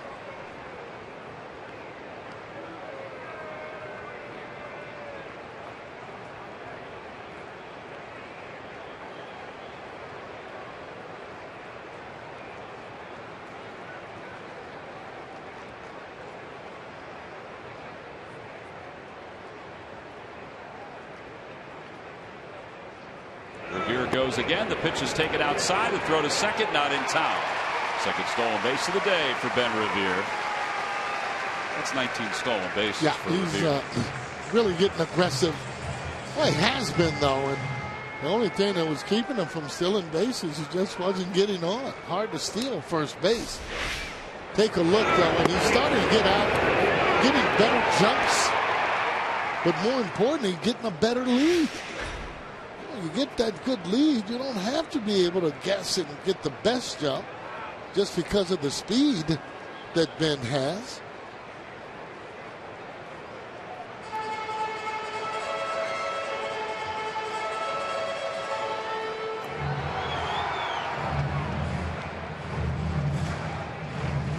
One ball, 2 strikes with 1 out.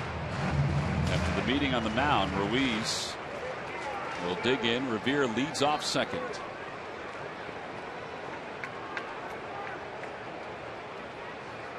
And the pitch, Revere goes. Pitch is taken outside. The throw to third sails over the head of David Wright. And here comes Ben Revere. Another stolen base. He'll score on the error by Buck. And it's a 7-1 ball game. Yeah, that's what you call kind of taking over the game, and he's doing that with his legs. It just shows you exactly what Charlie was actually talking about to Ben. Well, you got that speed that can really just disrupt a defense as he takes off again. A high throw, trying to get a little bit extra on it. Buck throws the ball away. By then, he's able to just trot in. Well, he's got speed to burn. Plus, Burke is so slow to the plate that he had that bag stolen easily. 2-2 to Ruiz. 7-1 Phillies. Carlos out front, and then he's down on strikes. 2 outs.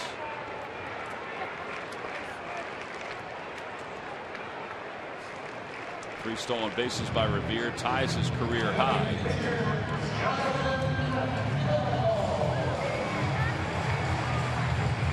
That's one heck of a weapon to have toward the bottom of your lineup. Seriously. His average is up to 281. He now has 20 stolen bases. We're not even halfway through the season. And he didn't even get on base the first month of the season. No, he sure didn't for whatever reason. Just not able to find his stroke. He's found it now. Pettibone slaps it the other way. It's out of play, and it's 1-1.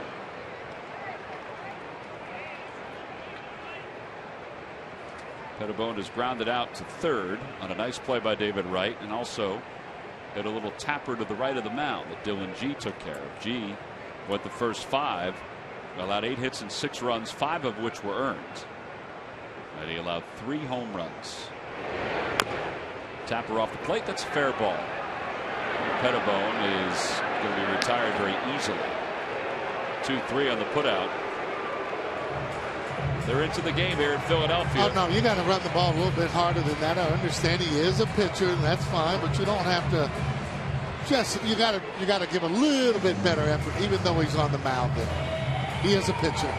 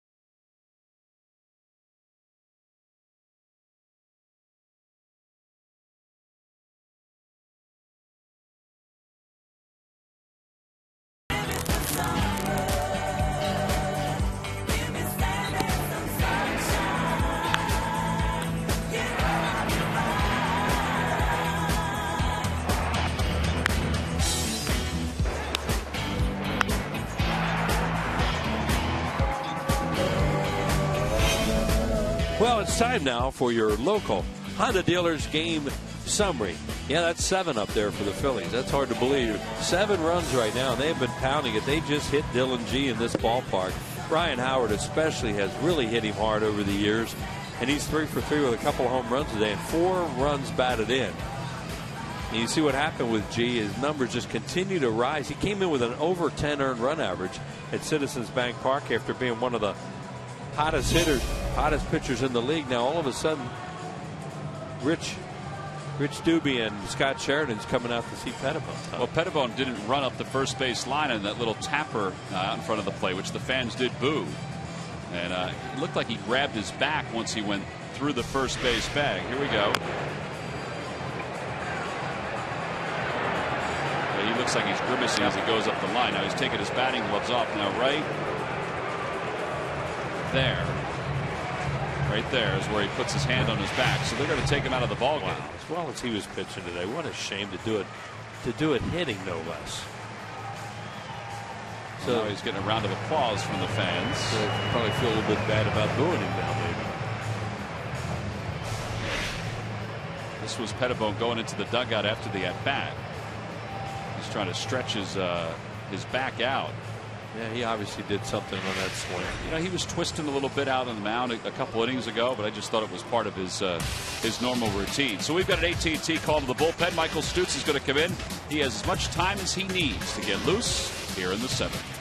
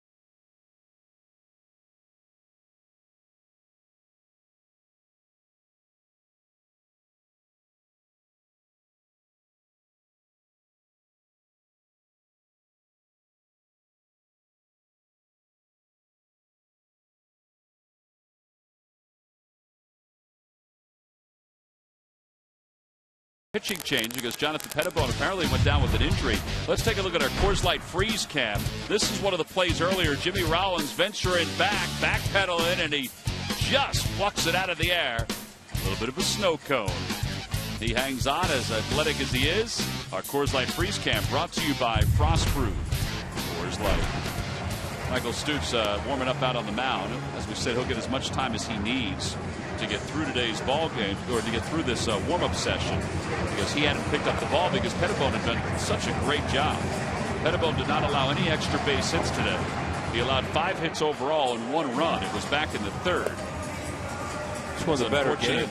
Oh, it was a great game. One of the better games he's pitched, Tom, because, you know, we talked about at the beginning of the telecast today that he started out well and then he struggled, especially that game in Denver where a lot of people struggle, especially the first time you go there and try and get the ball down, because it's hard to get the ball down in that park, and then they hit it in the air and it leaves or goes into the alleys.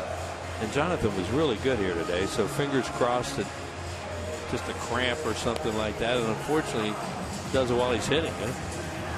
Yeah, you figured that something had to be up with the way he was just kind of sauntering down the first base line. He's the son of a major league player, yeah. Plus he's been here long enough to know. We've had pitchers before do that where they don't run it out, and it only happens once, and the fans tell them, we want you to run the ball out and just go through the bag. Don't care how fast you go, just go through the bag. Remember Roy Oswalt used to do that when he pitched for the Phillies. Yeah. So as Stutz warms up, I'll give you a quick recap of the way that things have gone today. The Phillies got 2 runs in the first on a base hit by Ryan Howard, who has 4 RBIs today, including 2 solo home runs. Phillies now have 52 solo home runs this season. They have 3 this afternoon, the other one coming off the bat of Michael Young. Michael has 2 hits in 3 at-bats and scored a couple of runs. Here's Ryan Howard's day. Will started early for him. Yeah, Ryan Howard's had a good day. Runners at second and third after the pass. Ball hits that off the end of the bat a little bit into center field. A 2-run score early, easily, and the Phillies have a 2-0 lead. And then in the 4th inning, he shoots this one to left center field, and it goes into the 2nd or 3rd row. And then in the 5th inning, he really turns on one. Looking at it up in the zone, maybe a cutter or fastball. That was deep into the seats in right center field. So Ryan Howard in this homestand right now in 5 games is hitting .529, 3 home runs and 7 runs batted in. That's pretty good, and hopefully he's continuing to feel good too with that bum knee. All right, so Stutz is ready. John Buck will stand in. Buck is 0 for 1 with a walk today. In fact, that's the only walk that Pettibone allowed.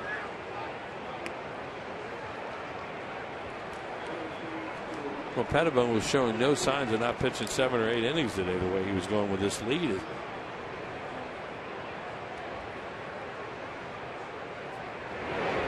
Swing and a miss. 1 ball, 1 strike. Good slider from Stutz. 6-run lead with 9 outs at home.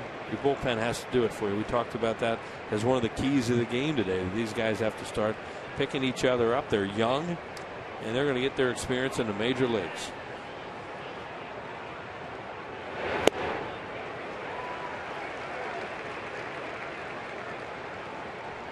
What Charlie really needs out of them, a couple of them, is to be able to go consecutive games.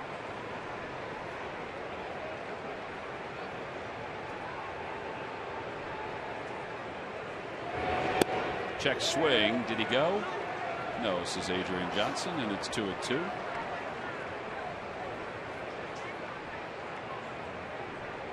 The consecutive games and even consecutive innings too when needed. Yeah, sometimes right. Like Stutz did the other night.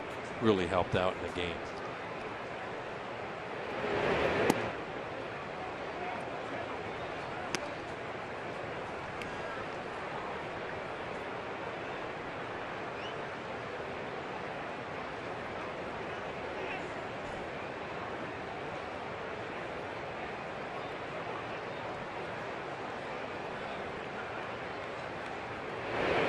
Ground ball toward the hole, cut off by Young, who sprawls, pops to his feet, throws wide of first.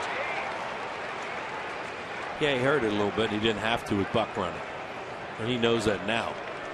Makes a really heck of a play right there, and then rushes it.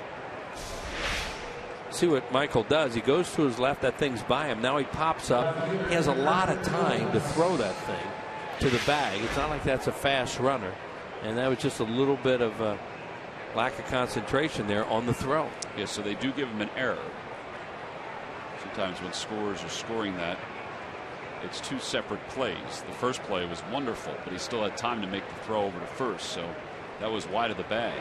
And a good scorer, and there are a lot of them, especially the people that do it here, take into account who the runner was. Now, if that's a really fast runner going down the line, you make that play and you throw wide, you may even give him a hit. But when it's a slow runner, it's got to be an error.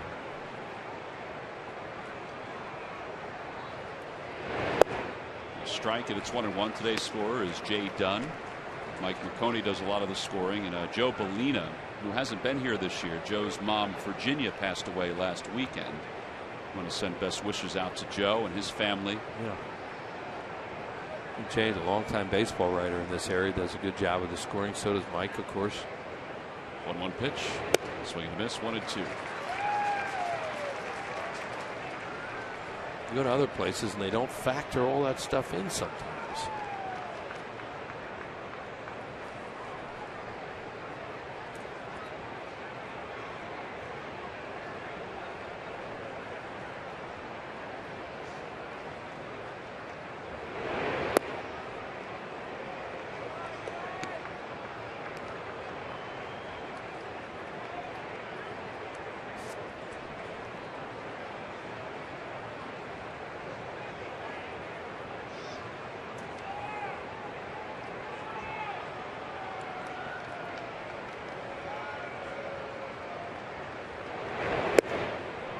outside, 3-2. Michael came in last night, threw 5 straight balls before getting straightened out a little bit. He had benefit of that call at second base where Adrian Johnson got a little confused.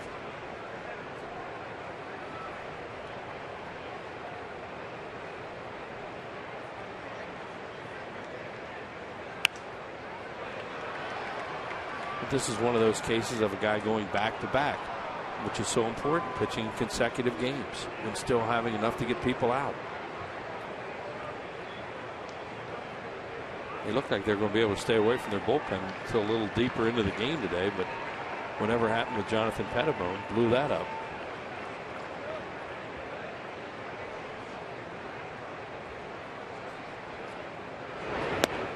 Inside, ball 4, so that'll put 2 on. The error by Young, the walk by Stutz. These lucky fans are today's Citizens 7. They'll receive a prize pack courtesy of Citizens Bank. Citizens Bank with the most 7-day branches in the Philadelphia area. To find a branch near you, visit citizensbank.com.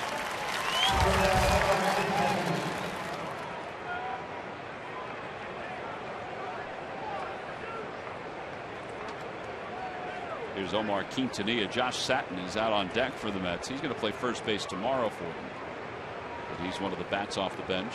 You mentioned they have all right-handed bats now off the bench without Duda available.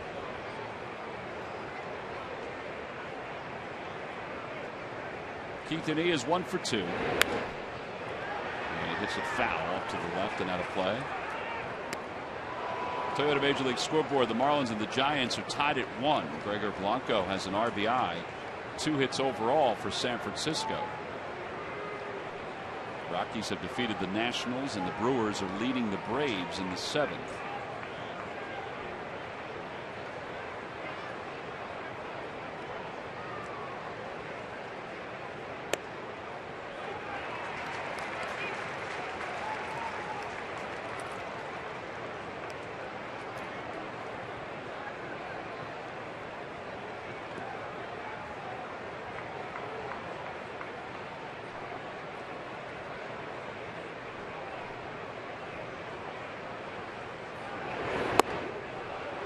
Through that fastball, and it's 1-2. Bucks over at second base. Neuenhuis at first. Phillies are up by 6.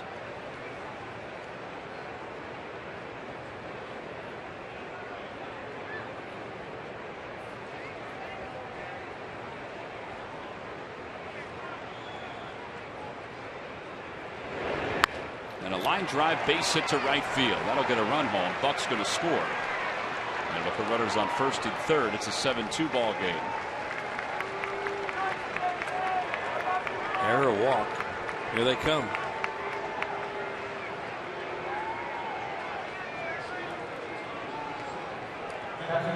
DeFreitas is the right-hander. Diekman is the left-hander. J.C. Ramirez is in the background, stretching his arms out.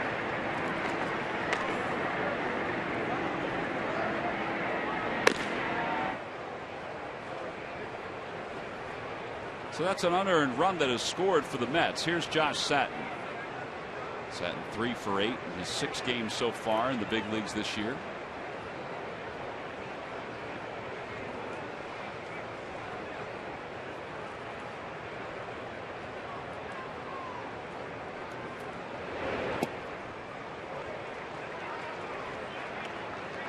Phillies will play a double play depth. They'll exchange the double play for another run.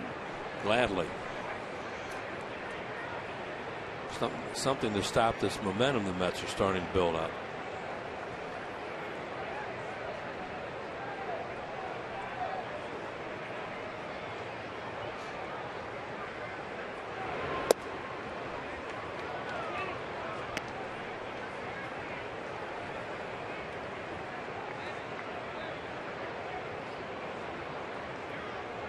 Those are getting bullpen activity again. Talked about. Got to get somebody up.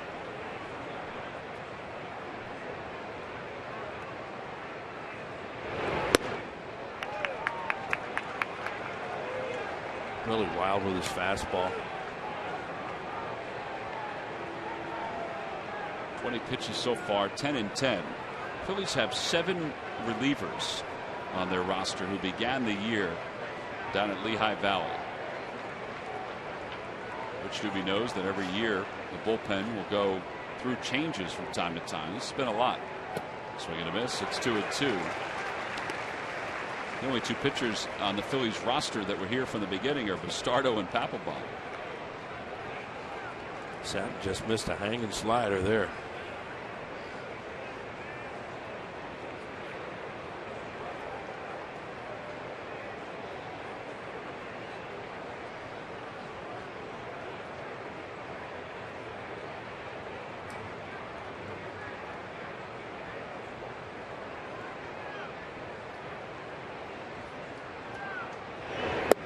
Fastball low, 3-2.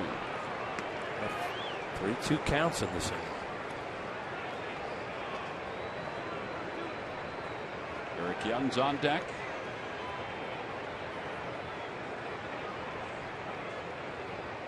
I think they'd run here. 5 runs down, strikeout double play, it short circuit the inning. We'll see.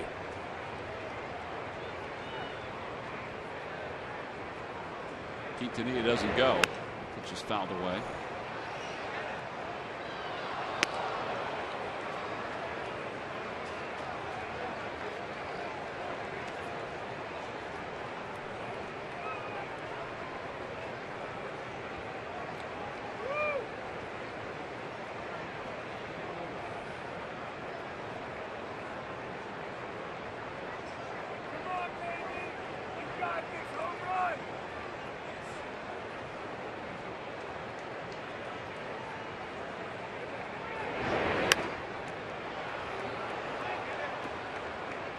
Even if he gets him out, this may be his last batter.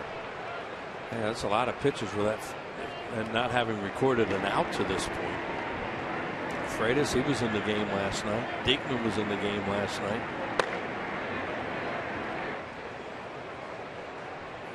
You know their game plans are trying to have Bastardo in the 8th and Papelbon in the 9th. And now they got to try and get to them. 3-2 pitch to set. Inside, ball 4. That'll load up the bases.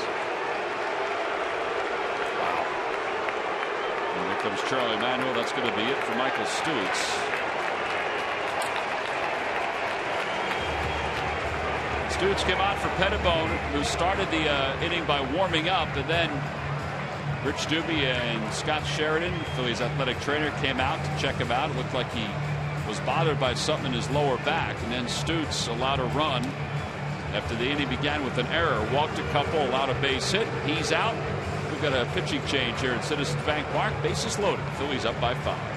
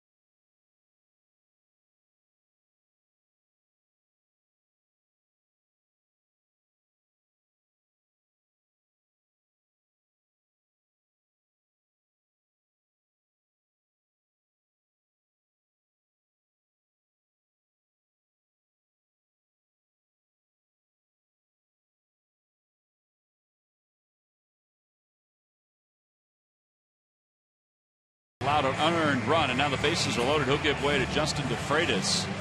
There was a point during the while sitting in the dugout where he's talking to Rich Doobie where he started pointing to his shoulder. He's trying to stretch out his arm right there. You hope he's okay. Right there, he starts pointing to his shoulder. toward the front of it.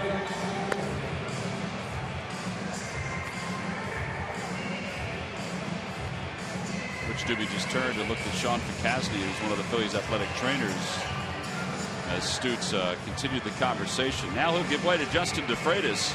DeFreitas into a tough spot, although the Phils have a 5-run lead, so he's hunting for some outs here. 2-0, an ERA of 2.70. Right, somebody has to come in and put the fire out now before the Mets really get excited about this, because they're in a little hot streak right now where they think they can beat you. Phillies are in one of those things again where you look over your shoulder and say, well, what's going to go wrong? And that's baseball. Eric Young is 1 for 3. He had a bunt single back in the third. Michael Young's in the third. First pitch is up and in. 1 ball and no strikes.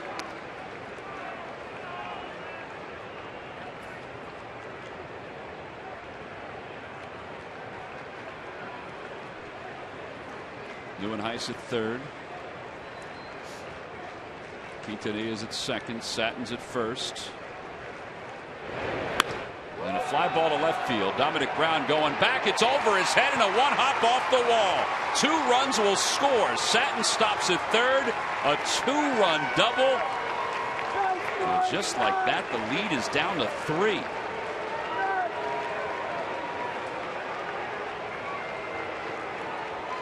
And still nobody out here in the 7th.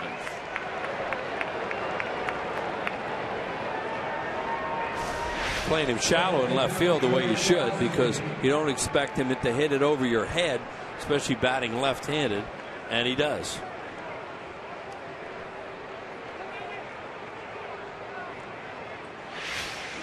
So Eric Young is now 2 for 4. Here's Valdespin. Still nobody out. The infield is back, with the exception of Young at third. Yeah, you're still willing to give up a run for an out. It's a elusive out. 5 batters into the inning. They haven't been able to retire anybody.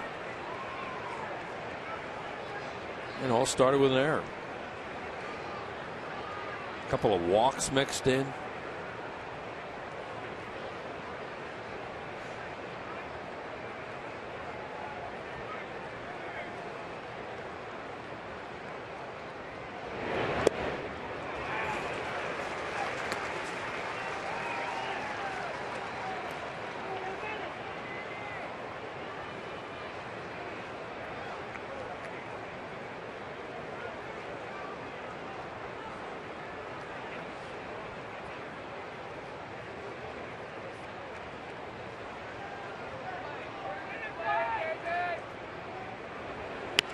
Ground ball to shortstop.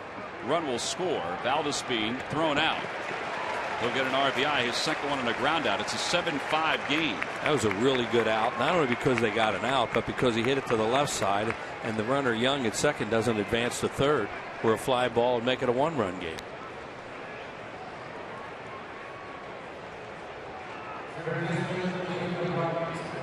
Well, that'll bring David Wright to the plate. He's 1 for 3. Now you have to watch EY Jr. there at second base, because he might think about stealing third if you forget about him.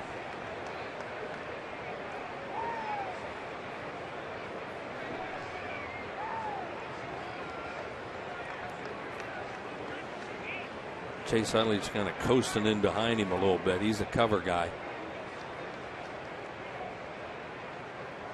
Swing and a miss. Good slider. It's 0-1.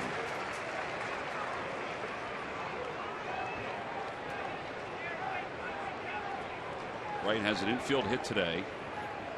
A ball to shortstop cut off by Rollins.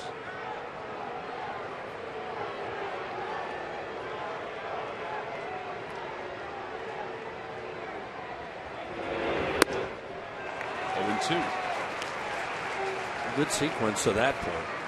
They go breaking ball down, check swing, and a high fastball out of the zone that he chases. They've given him 2 looks. Neither one were strikes.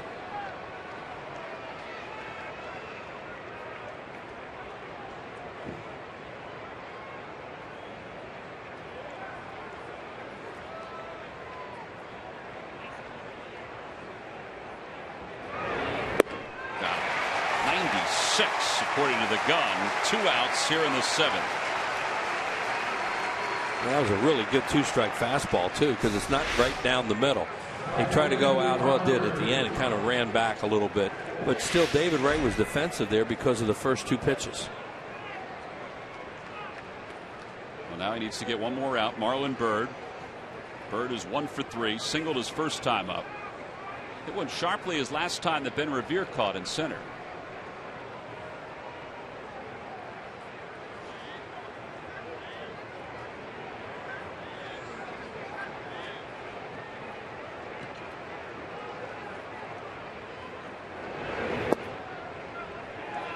Crossed him up. Sure did. And Carlos is saying, going back, you know what you did. We know what we want here. See a guy catch a ball like that normally means you're crossed up, especially with a runner at second base.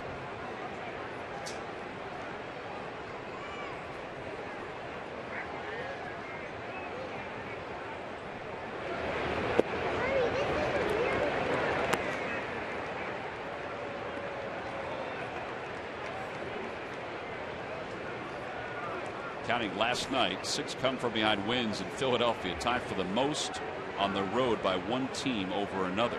That's over the last 2 years. How about that? Look at the Orioles at Fenway. Red Sox were so bad last year. Yeah. And the Orioles were so good. Well, the Mets came in last year and did it in 3 straight games of the Phillies. Came from behind and beat them. So that's in that total. That was the one where Valdespin hit the 3-run home run on Papelbon to win one of them.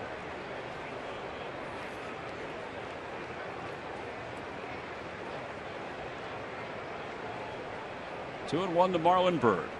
8th man to bat in this inning. The Mets have scored 4.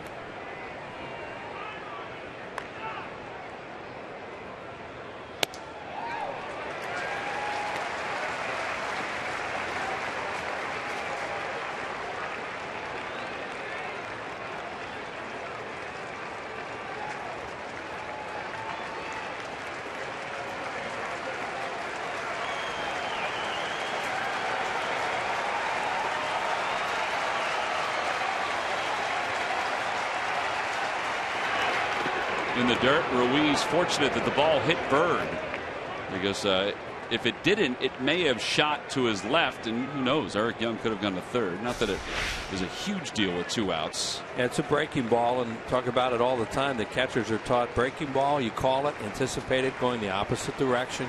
If it hits the ground, textbook right there. Carlos Ruiz, it hit the ground, and he was ready for it to come back towards him. You have Diekman up right now and Murphy on deck. Well, this could be it for DeFreitas if he doesn't get Marlon Byrd out.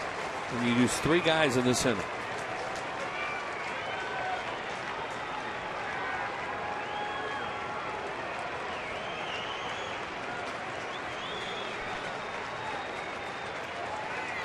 Check swing. Did he go? No, this is Adrian Johnson. And that'll put runners on first and second. Have to come get him, probably. Charlie Manuel's already left his seat, and DeFreitas realizes that his manager's coming out. He's going to be taken out of this ball game. Now they're going to have to bring in Jake Diekman, a left-hander, to face the lefty Daniel Murphy. So 2 runners on with 2 outs here in the top of the 7th inning. The Mets have scored 4 runs. 3 earned, 1 unearned. 4 runs charged to the line of Michael Stutes. We've got another pitching change, our 3rd of the inning.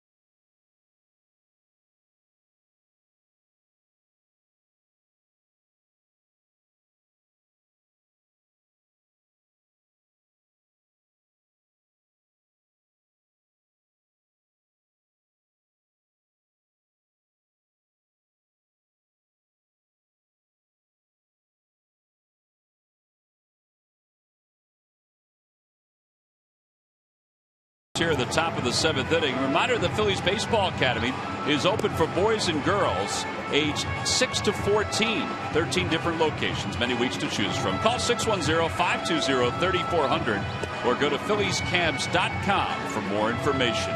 Some of those campers were here the other day as they were getting a chance to meet Dominic Brown. Jake Diekman is the third pitcher used today for the Phillies.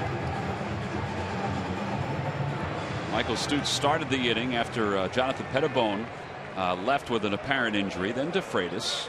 And now it's Diekman on to face the lefty Daniel Murphy. The Mets have batted around in this inning. Murphy, a .271 hitter. He has a base hit today. Hit it the opposite way.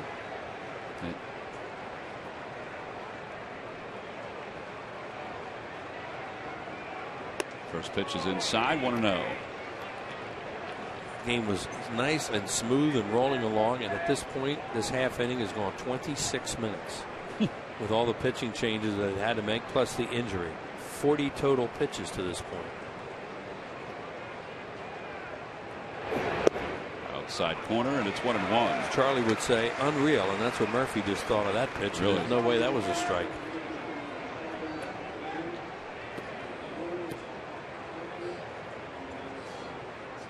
Lower back tightness is what Jay McLaughlin, our in-house public address announcer, just told us for Jonathan Pettibone. 1 ball, 1 strike to Murphy. Swing and a miss. Good breaking pitch from Diekman. He came in with good stuff last night. The first 2 hitters, then he gave up 2 hits, and then got an infield out, a fielder's choice to get out of the inning. Did not face Murphy last night.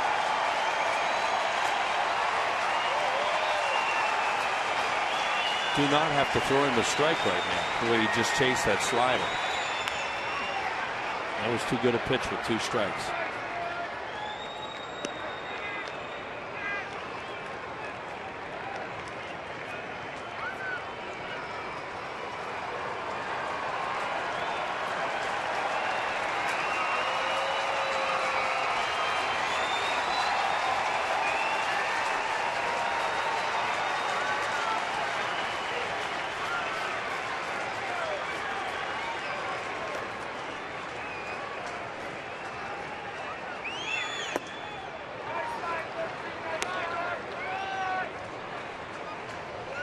The right hitter John Buck on deck. Nobody else warming up in the bullpen for the Phillies. 2 balls, 2 strikes to Murphy. No, they're getting to the point now. Somebody's got to get the job done and get this inning over.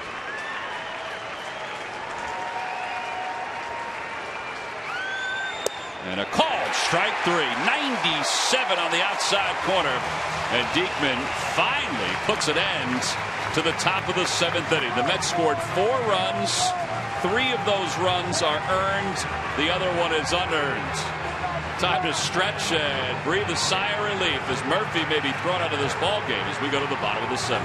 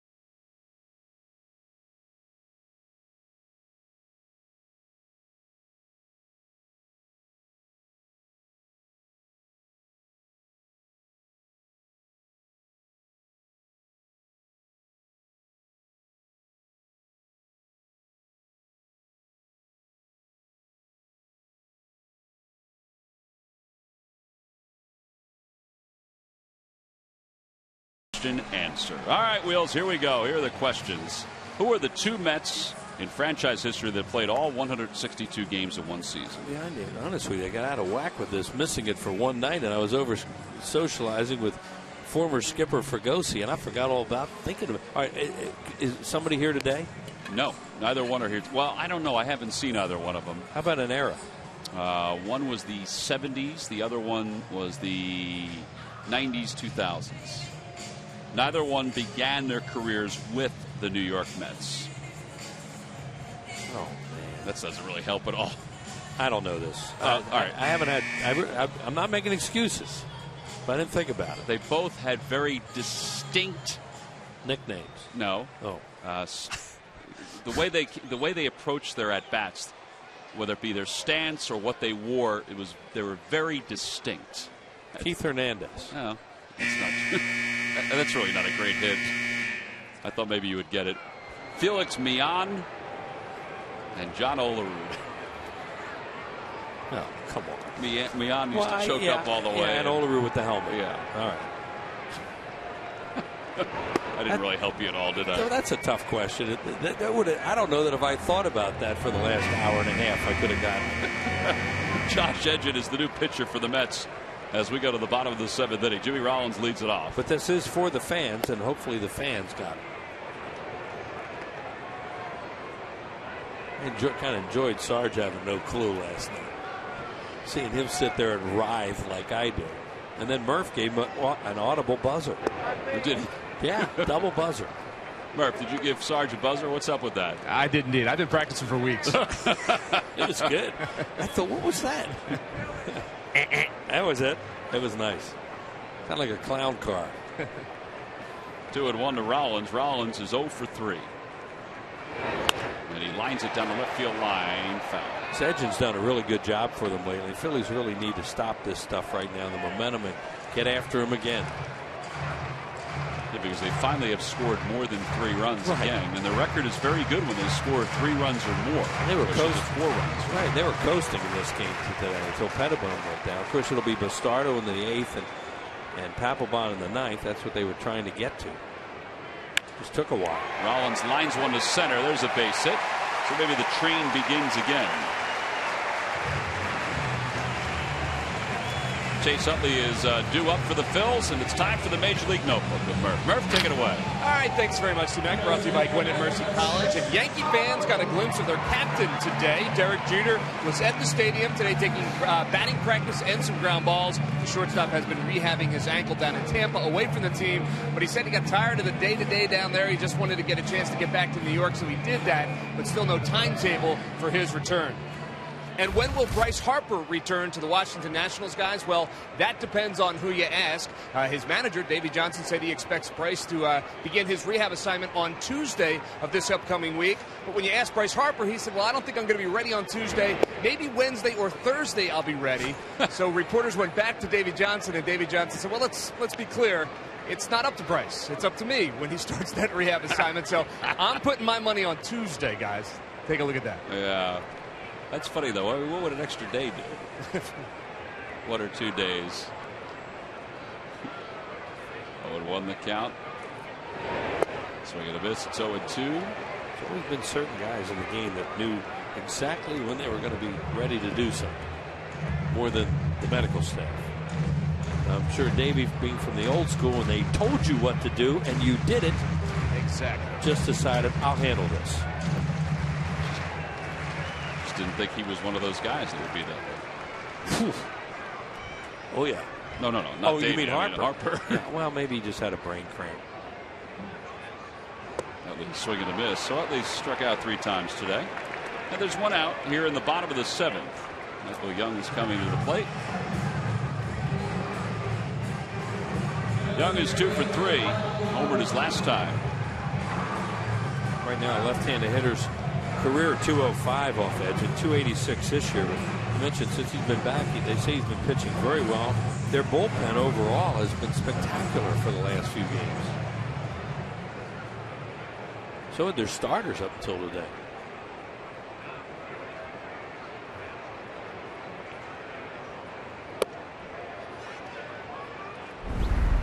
Michael Young has a home run here this afternoon with a 4 hit by the Phillies. That one went to left center field, a couple rows deep. Ball really carrying here today. Of course, it's warm day game.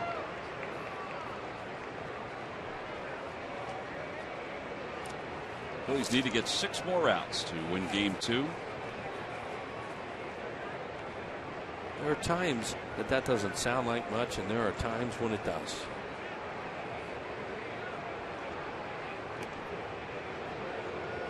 Last 6 games, the Mets bullpen has worked 21 innings and given up 1 earned run, 0.43 earned run average. That's how good they've been. They've got the hard throwing right-hander David Ardsma throwing in the bullpen right now. He has been a well-traveled man this year.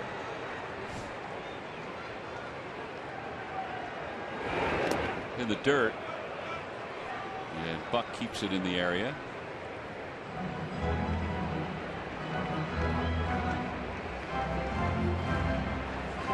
There's Bastardo.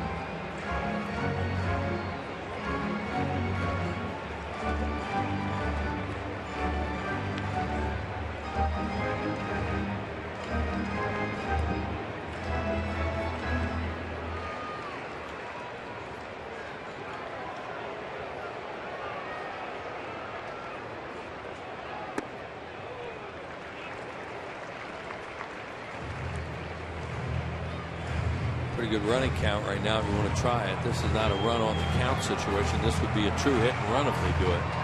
Where the batter, the difference is the batter has to protect the runner. Whereas when you're running on the count, you're up to your own, you're up to your whatever you can do. Rollins doesn't go. The pitch is in the dirt, and it's 3-1.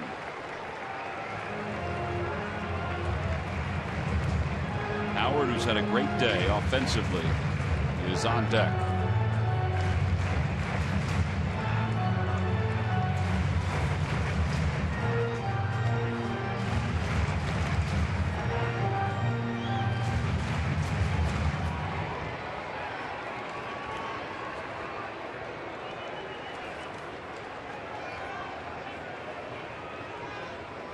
Broke his bat, a ground ball to third. David Wright to second for 1, and they roll the double play ball. 5-4-3 around the horn. Side is retired. We've completed our first 7 here in Philadelphia. We go to the 8th inning. The Phillies lead the Mets by 2.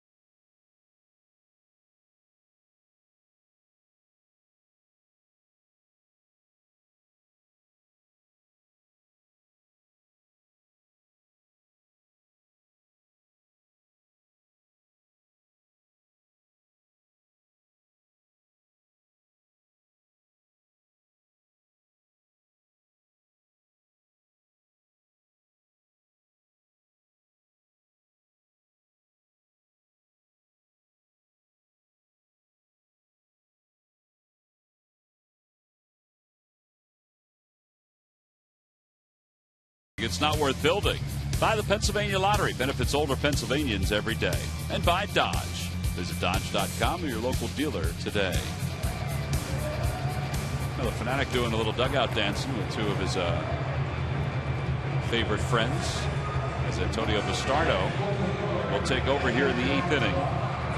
Phillies had a 7-1 lead. It's at 7-5 right now as we begin the 8th. John Buck will lead it off for the Mets. It'll be Buck NYN is the next scheduled hitter, although they've got a pinch hitter out in the on-deck circle. Yeah, let's see what Antonio Bastardo can do to make sure the Phils get to the bottom of the 8th, leading it by 2. Looks like Lagares, who played center field here last night, had a couple of big hits. Biggest hit was the one that he turned out winning the game with a double to left center that scored Duda all the way from first. That's the first time this year that Duda has scored from first, and then you mentioned that he's gone back to New York to get his side checked out. Yeah, they have one less player on their bench today. Even though Duda's on their card, he's not available. John Buck reached on the error by Michael Young his last time. So he's 0 for 2 with a walk. Swing and a miss, and a slider. It's 0-1.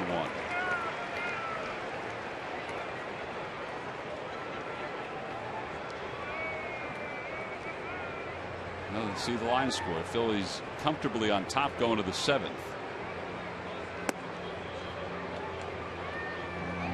And then that inning just unraveled, starting with Jonathan Pettibone not being able to start the inning with a sore back.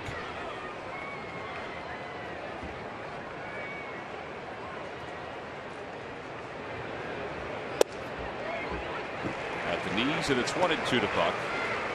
Struggling a little bit with Welke right now. Murphy almost got run last inning. Buck's been back there with him all afternoon thinking, well, I don't know if that was a strike.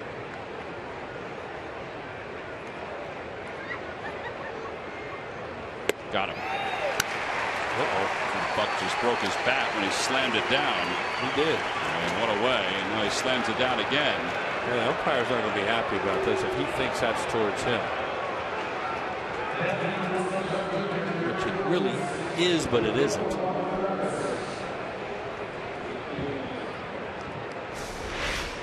You see what Buck strikes out here, but what he's angry about is the pitch before that put him in the hole. And then he slams it once. He broke it. Figure, well, maybe I'll just break it in half now.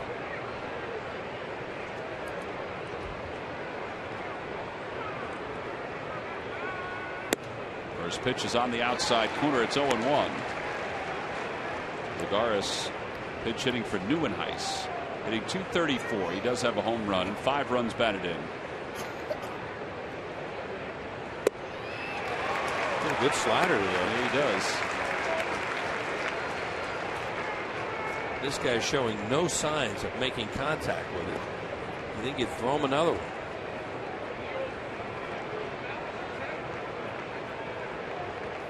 And the 0-2 pitch. Got him. You see that swing, those first couple of swings, you just keep throwing it, and if he can somehow beat you, he hadn't shown he could do it. Good job by Ruiz and Bastardo. Just keep throwing it. Here comes another one. You see Chu say, give it to me down, and we got this guy, and they do. Omar Quintanilla now the hitter. He's 2 for 3 today.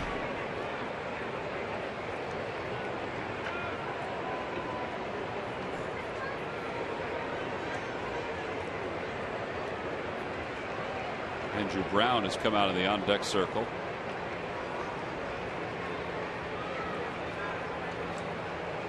Ground ball to first. Oh, it hit the bag. That's a fair ball, of course. And it rolls into shallow right field. Utley tracks it down. 3-hit day for Quintanilla.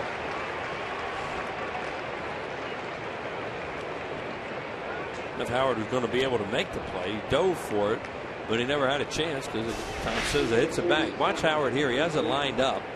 Brian to his left. He's going to dive, try and catch it, but never has the opportunity because it hits a bag, goes straight in the air.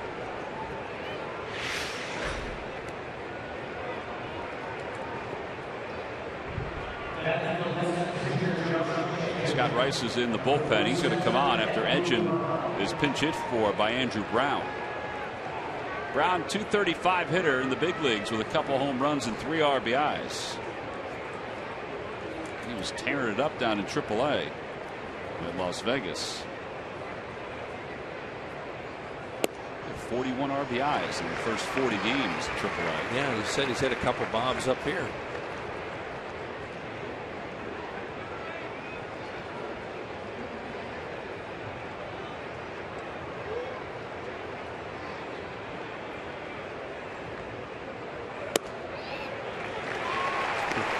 He's sitting there watching a pinch hitter come out.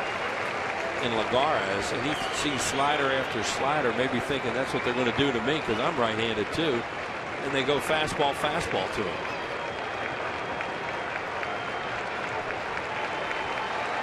Going to the count. And the pitch from the startup. Ground ball, foul. And he goes breaking ball.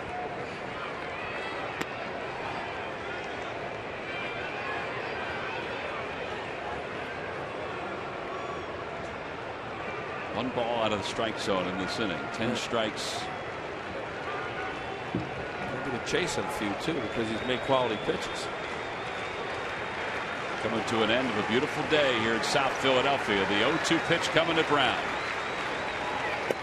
Lays off 1-2. Yeah, the shadows aren't real bad this afternoon because a milky cloud layer up there and it's hazy a little bit, and that's really helped the hitters. This time of the day right now it could be really bright out there.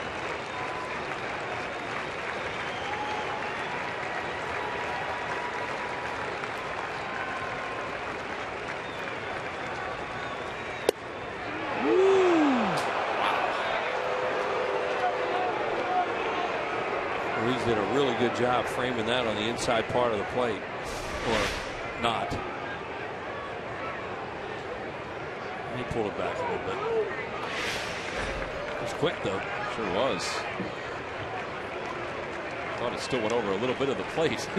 Sure looked like it had a shot. It's 2-2 to Andrew Brown with a runner at first and the pitch. Fly ball down the right field line. Mayberry has room. He's under it, and the top of the 8th inning comes to a close. Good job by Bastardo.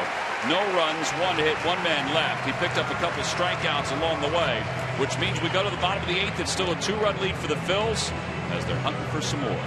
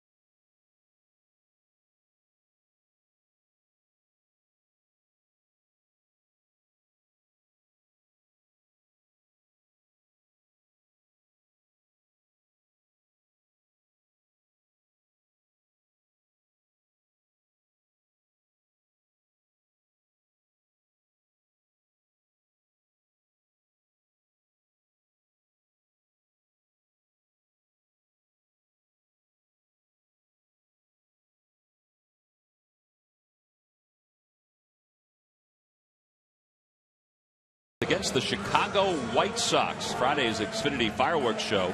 It's the second one that they'll have, the Phillies will have here at the ballpark. Sunday, all fans 15 and over receive the Pennsylvania Auto Theft Prevention Authority travel mug. It's the final set of interleague games here at Citizens Bank Park. Order your tickets now at Phillies.com. Lagares comes on to play center field after pinch hitting. And Eric Young Jr. moves over to left field from center field. And the new pitcher is lefty Scott Rice. 40 games for Rice. Big tall guy was in the game last night. Seeing the numbers on him, and he struck out both Ryan Howard and Dominic Brown, he has the same group coming up, except Delman Young was third. That'll be Mayberry, and then he faced Revere and got him on a 3-1 hookup. So 3 out of 4 left-handed hitters here, and that's why Terry Collins is going to use his second left-hander. Howard 3 for 3 today. His average up to 283. That's exactly what he did to him last night as Papelbon gets ready for the ninth. Is throw those frisbees up there, those breaking balls, and he really struggled with them.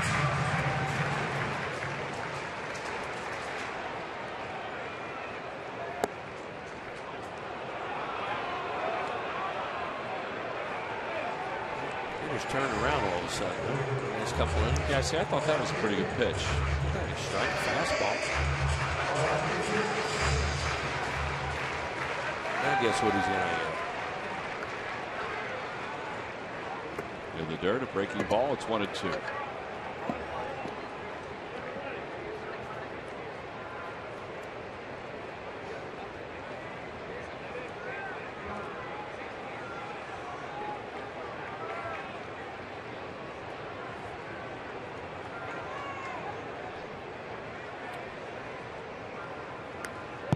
That was a hanger right there. It remains 1-2. Yeah, he didn't throw them last night. Ryan had one to hit that time.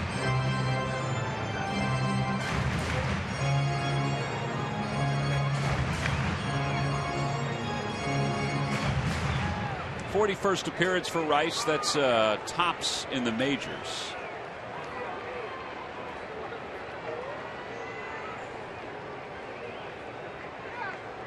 Outside, 2-2. From last night, he has a little funky leg kick that he uses too. Probably try to get their attention a little bit before he comes with a baseball.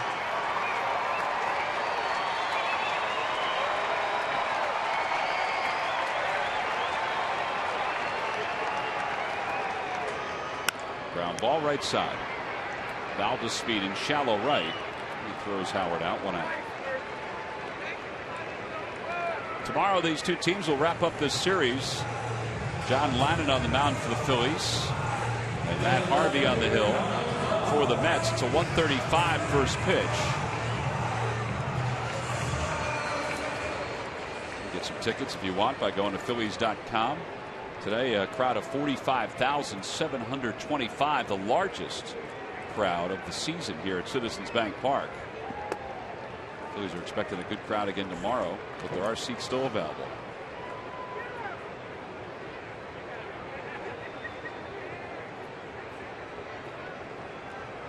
Crowd is 1 for 3. And he lines one to left center field, a base hit. Dominic Brown is going to head to second. He'll get there easily. He puts the brakes on. It's his second double of the day. He has 12 on the season. Well, he really does do a good job against left-handed pitching. He hung in there well too, and like last night he did. He really struggled last night against this guy, Tom. But now he's seen him once, and he got a breaking ball that time. As you said, he stayed in there really well. Look how he stayed closed, and then hit it hard the other way. He gets himself into scoring position with 1 out. Here comes Terry Collins to go for a right-hander. They had Ardsma warming up, so with John Mayberry due up, they'll go to the right-handed reliever. And so Rice is credited with 1/3 and 1 hit so far, and his responsibility is the guy at second base. So another pitching change as Ardsma is going to come in for the Mets. Phillies lead it by 2, looking for a little insurance here in the bottom of the 8th.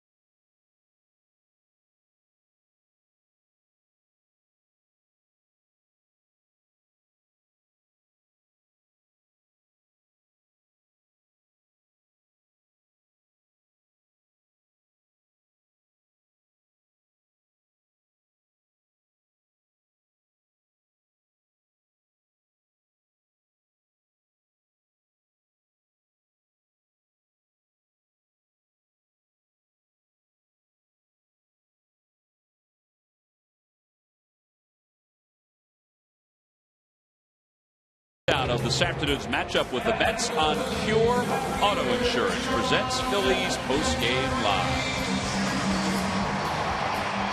Be a lot to break down. Jonathan Pettibone went 6 innings, pitched very well today for the Phillies, and then was lifted after he warmed up in the 7th, and lifted with a stiff back. That was the report we received. Phillies had a 7-1 lead at that point. Then the Mets scored 4 in the 7th. Now, here in the bottom of the 8th with a runner at second, David Ardsman will take over to face John Mayberry. Ardsman began the year in the Yankees organization. Signed a contract prior to the 2013 season, or 2012 season. Pitched last year for the Yankees. He's bounced around to a couple of different teams this year. Now the Mets have him in their organization. And Terry Collins going home here to face Mayberry. Fastball slider split 90-93 with his fastball. Ardsman opened the season with the Marlins AAA affiliate. Pitched well for them in 10 games, but then was released on the 15th of May. Now the pitch to Mayberry outside, 1-0. Another runner really looked good here.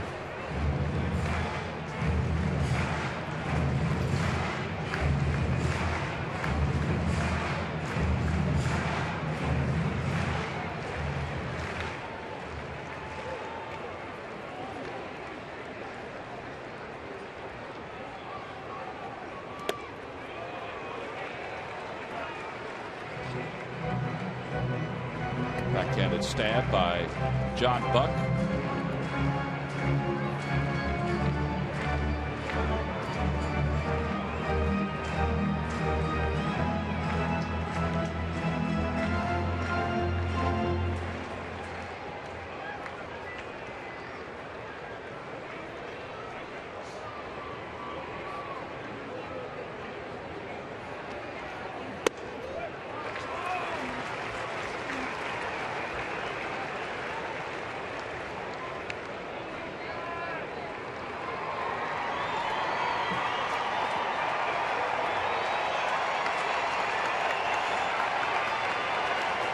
Three balls, no strikes to Mayberry, the runner at second.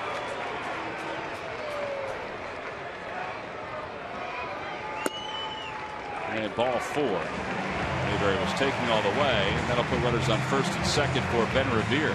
No lefty warming up for the Mets, so Revere will face the right-hander.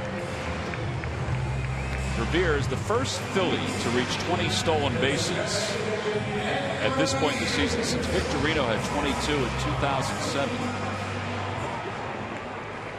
Yeah, he's really picking it up lately, and looks like the player, the offensive player that they hoped he could be. And he's down the 7-hole right now. He can really help the club batting 7th with his speed down there, as he did earlier when he got the hit, then stole second, stole third, and then the throw into left field. He scored the run. Veteran catcher Buck wants to come out and try and settle him down a little bit. Toyota Major League Scoreboard, its final score. The Brewers have defeated the Braves 2-0. How about as good an offensive team as they are? The Braves are 24 straight innings without a run. They're a strange team. They really are. They get hot and they hit homers and just why they're crush teams. There are a lot of folks that think that they are catchable in the East for both the Nationals and even the Phillies if they can get things rolling. They are streaky. Well, they strike out so much. 1-0 pitch to Revere. There's a strike. That's one of the things. They get into those things where they have dead innings one after another because they don't have any base runners. A win today, the Phillies would be 3 games under 500 and 6.5 games out in the division. Need 3 more outs. That ball is way outside. It's 2-1.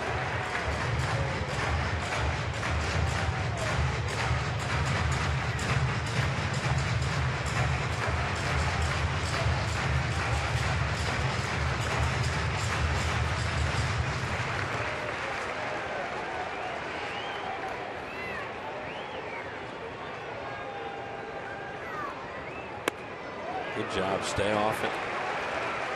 Nothing you can do with that pitch.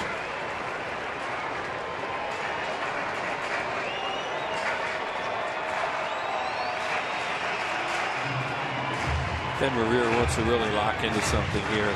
Small strike zone that he is. This guy's all over the place. Walk here, load him up for Ruiz with 1 out. On the hands, out toward right. Marlon Byrd comes in to make the catch. That's the point I was just trying to make. That's probably not a strike. And he gets jammed and makes an out there. Maybe could have been ball 4, but certainly not a hittable pitch to drive.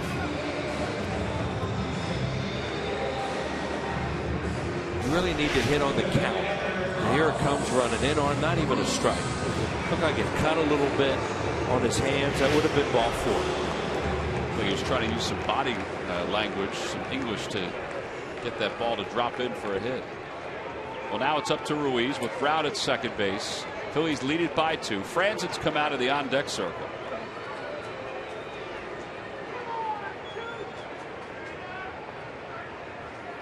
Carlos is 0 for 3, 1 for 7 in the series.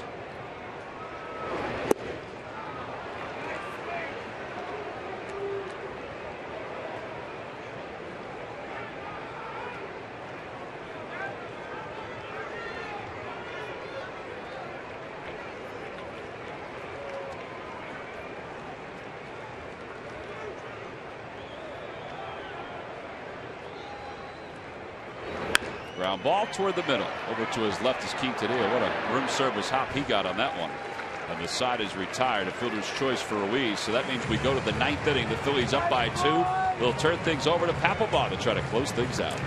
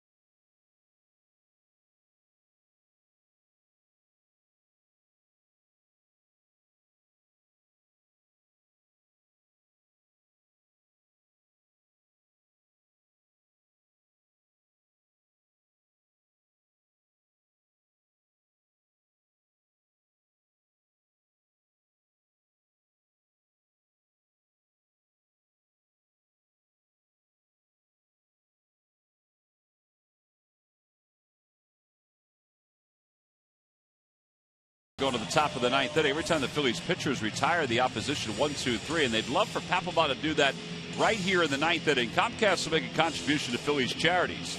Phillies baseball is brought to you by Xfinity, your home for the most live sports, giving you all your favorite sports all year long. So Papelbon with 2 blown saves. They've happened on this homestand. He's 14 of 16, but he has a 2-run lead to work with here in the top of the 9th inning. 26 strikeouts and 27 2/3. He's got the top of the order. He's got Young, Valdespin, and Wright, who he will face for the New York Mets. So he's trying to even up the series and then go for the series victory tomorrow against Matt Harvey and the Mets. Woulda, shoulda, coulda, but you think about the 2 losses they've had on this homestand. The Nationals game, Game 3. Which in retrospect looked like it was could have been a victory for the Phillies. And even yesterday, a 3-0 against the Mets, and they wound up losing that one 4-3. A lot of 1-run losses this year. So now Papelbon will work for the first time since that blown save against the Nationals. Phillies are 8 and 13 in 1-run games this year. Yeah. 3 and 9 on the road, 5 and 4 here. 9 and 6 in 2-run decision. So make it 10-6. Eric Young doubled his last time. He's 2 for 4.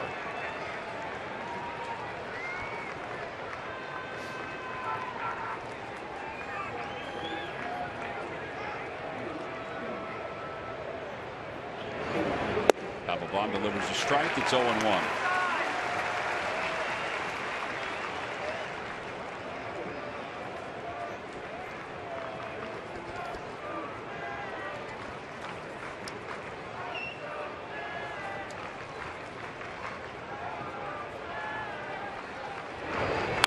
Ground ball to shortstop. To his left, Rollins behind the bag, throws on the run, just gets Eric Young. One away. Good play by Jimmy Rollins. He did all he could on that flip, and Young busted it down the line. Ooh, is that close? Sure was. It's one of those ones where it's so good to get that out. As you see right here, look at that little flip. He gets nothing in his body really to throw that except that unbelievable ability he has to flip it with that velocity. It's really close. And bangs him with it. You know, because all heck can break out if he gets on, if he leads off with the inning. Because then the Mets are thinking, here we go. It's kind of like the other night when the Nationals were down 2-1. They got Span on. Right. Now Valdespin, who has homered against Papelbon. Yeah, remember that one. Takes inside and low, 1-0. 3-run job to win the game. That's his only hit off him. 2 strikeouts and 5 at bats.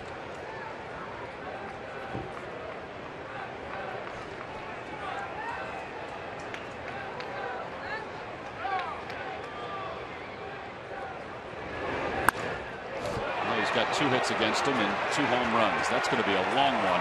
To make it a 1-run game, it's a 7-6 ball game here in the top of the 9th. That's amazing. Really. It's amazing this game is 7-6 when you think about it.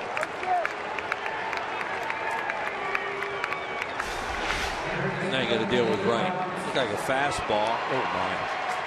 Right on the inside part of the plate where he just dropped the head on. He beat him with a split last year for the 3-run homer. There it is. That is barreled. About as good as you can hit one. And lefties do love it down and in like that. David Wright is 1 for 4 today. He reached on an infield hit back in the 6th. Struck out in the 7th. Also struck out back in the 1st.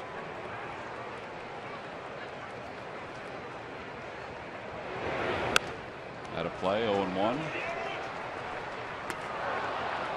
The outfielders are way back with Wright up. Dominic Brown is just a step from the warning track and left. There's Mayberry a few steps in from the track and right. And they put Young on the line with a right-handed hitter. Inside, 1 ball, 1 strike to Wright. How big was he getting Young out now? It's huge. Yep, that's that don't hit it over my head late inning defense with a 1-run lead.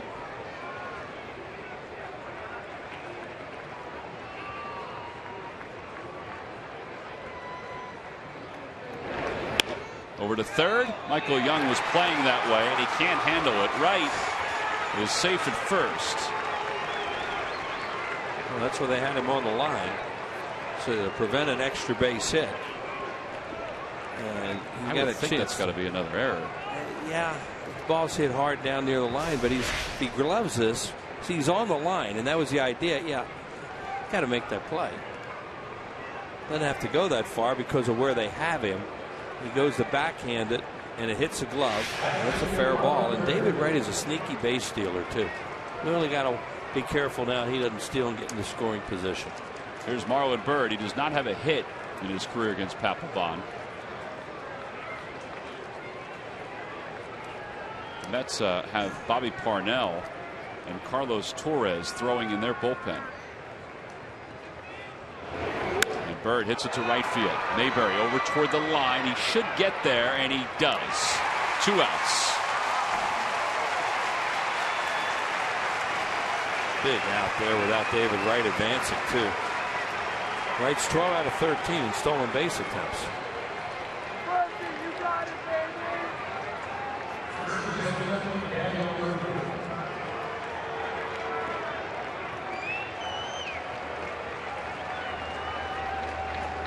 Here's Murphy now 1 for 4 in the game. I think Jimmy Rollins just reminded Papelbon to keep an eye on David Wright over at first. Not that he needs that reminder. Yeah, because he'll run. And then Murphy hurt Papelbon in the game last year, and he had a ball right off his leg. At the knees, it's 0-1. That was a split. And Rocky and Murphy had a little back and forth last time, so it may be one of them swinging the bat right now.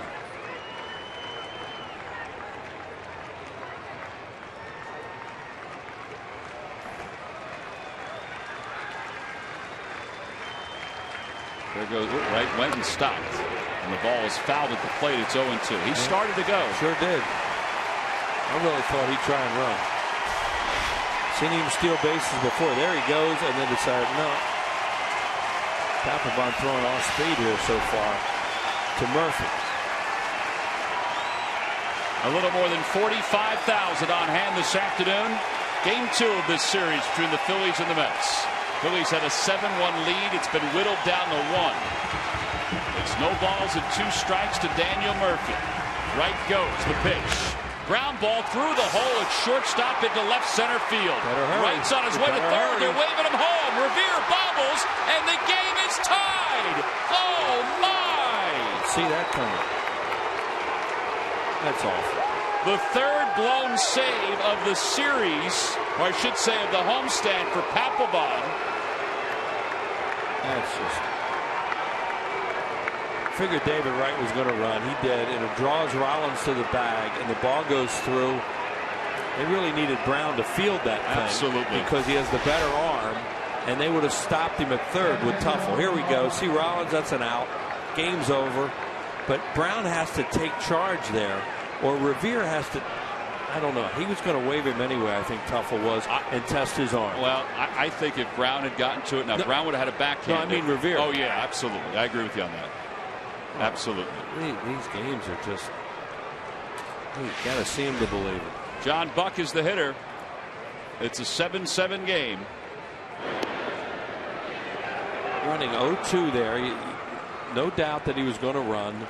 And Jimmy Rollins comes and covers the bag, and doesn't the ball go right where he was standing, which would have ended the game right there. Goes down as an RBI single for Murphy. There goes Murphy. Well, they've deaconed the heck out of me here. Murphy broke and then stopped. He was going too. 0-1. How'd they score that? They give him an RBI? RBI single. All the way around. Yeah. I think because Wright didn't stop. Yeah.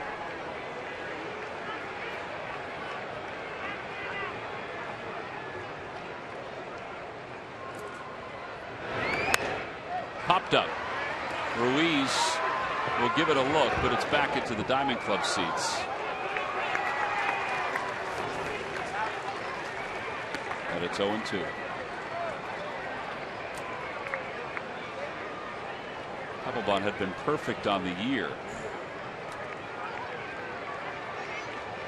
But now on this homestand, he's blown 3. Although this run, the second run that is an unearned run because of the error by Michael Young. There goes Murphy. Pitch is taken outside. The throw to second, not in time. Second stolen base of the day for Murphy.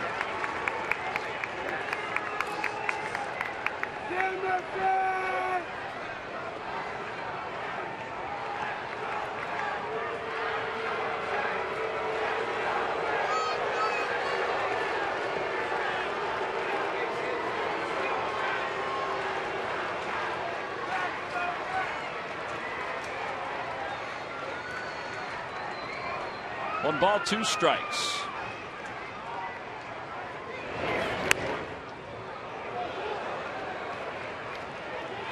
It's a really good job. Give Tim Tuffle some credit there too. He was very alert on that play. You take chances like that when you're on the road in that situation, and he was watching it really closely to see what's happening in that outfield, and he had him coming all the way. Had a good base runner who gave him a chance to score him, and they did.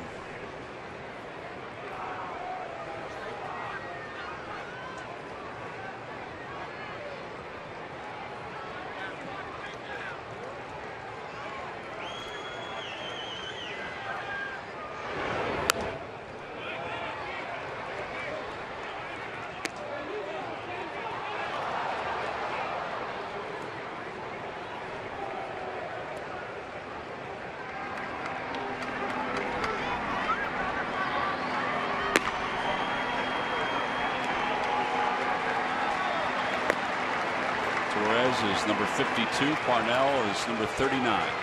Parnell would come on to close if they took the lead. 1-2 pitch. Breaking ball. Missed inside 2-2.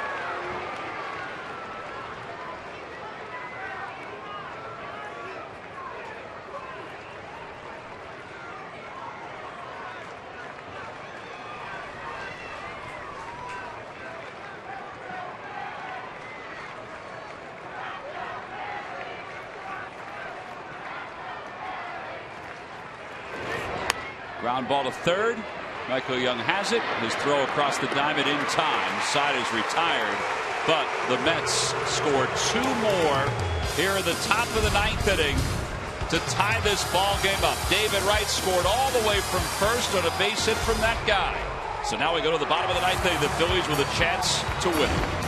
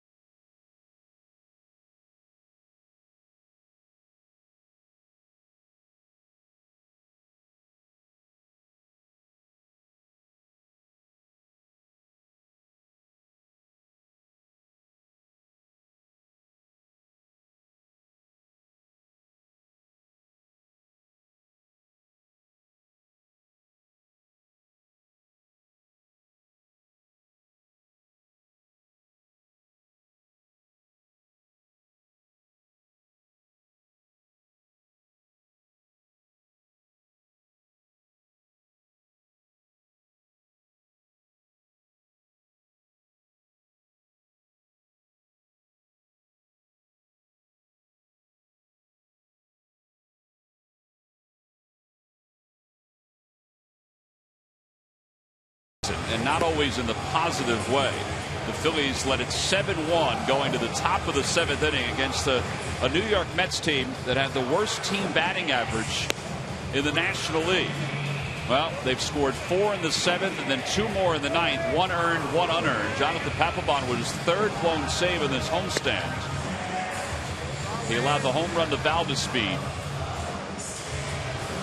and then allowed the base hit from Murphy that scored right all the way from first. But it's still tied as we go to the bottom of the 9th. Carlos Torres, with very little experience here in 2013, in 3 games so far. He's a strikeout pitcher with 6 Ks in 5 1/3.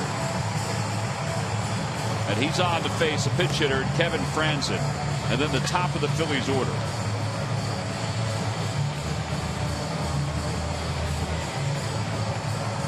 Well, it's just time to win it now in a dramatic way for the Phillies in what should have been a not so dramatic ball game.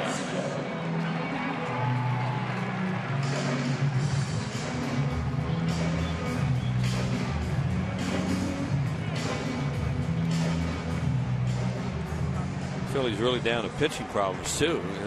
Everything they could to try and win this game after they lose Pettibone to the injury. Now they're down to Joe Savory, who's warming up out there. You see, he's your long guy, and the rookie they just brought up, J.C. Ramirez. Franzen, a .270 hitter with 2 home runs. He takes outside and low, 1-0. So as you said, they need to expedite the win right now. Or I said, with that word. Wheels, you forgot to close the bullpen door. Yeah. By the way, we've talked about this. You're going to let the air out.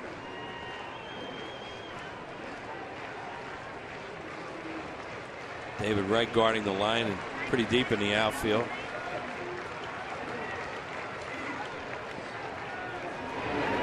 In the air to left field. Going back on it. It is gone! Kevin Franzen sends everybody home with an 8-7 victory here in the bottom of the 9th inning. How about that? And that baby was way out. Way out of the ballpark. Got a 1-0 fastball, looked like it. talk about crushing. Whew, man. Little hug from Jonathan Papelbon. As we said, they needed to expedite this win with their situation they were in. And he got it over with real quick. And as we said earlier this year, good for Kevin Franzen. He's our Chevrolet player of the game in a game in which the Phillies were leading at 7-1. He had a towering shot off the front of the second deck in left field. Oh, that was a long one. It sure was. The Phillies win it 8-7. A little celebration from his teammates, and he crushed it. That fastball and he ran. knew it, too. Oh, gotta know.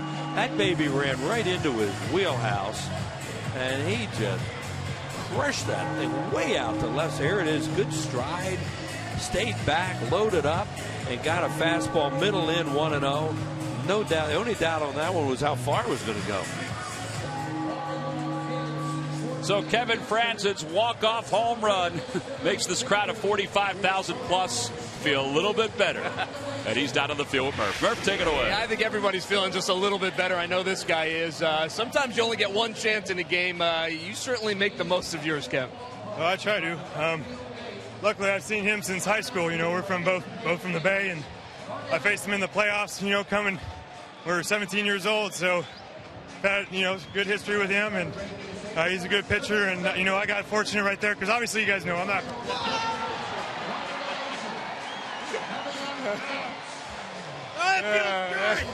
I would have warmed.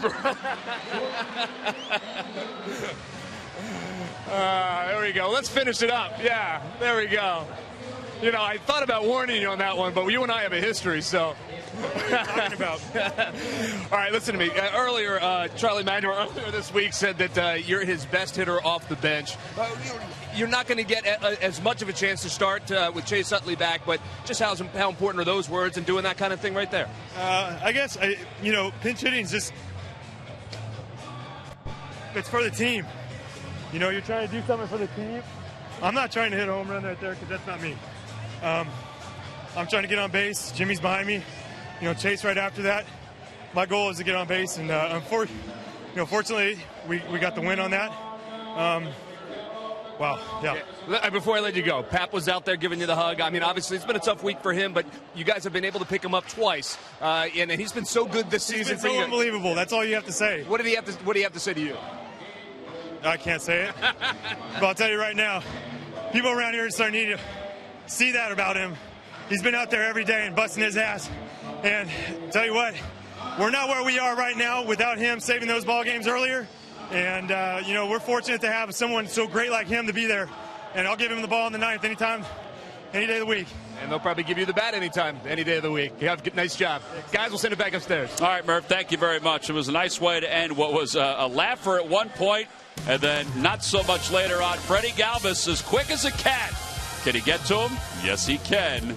Just as Kevin Franzen got to Carlos Torres, it was all worth it.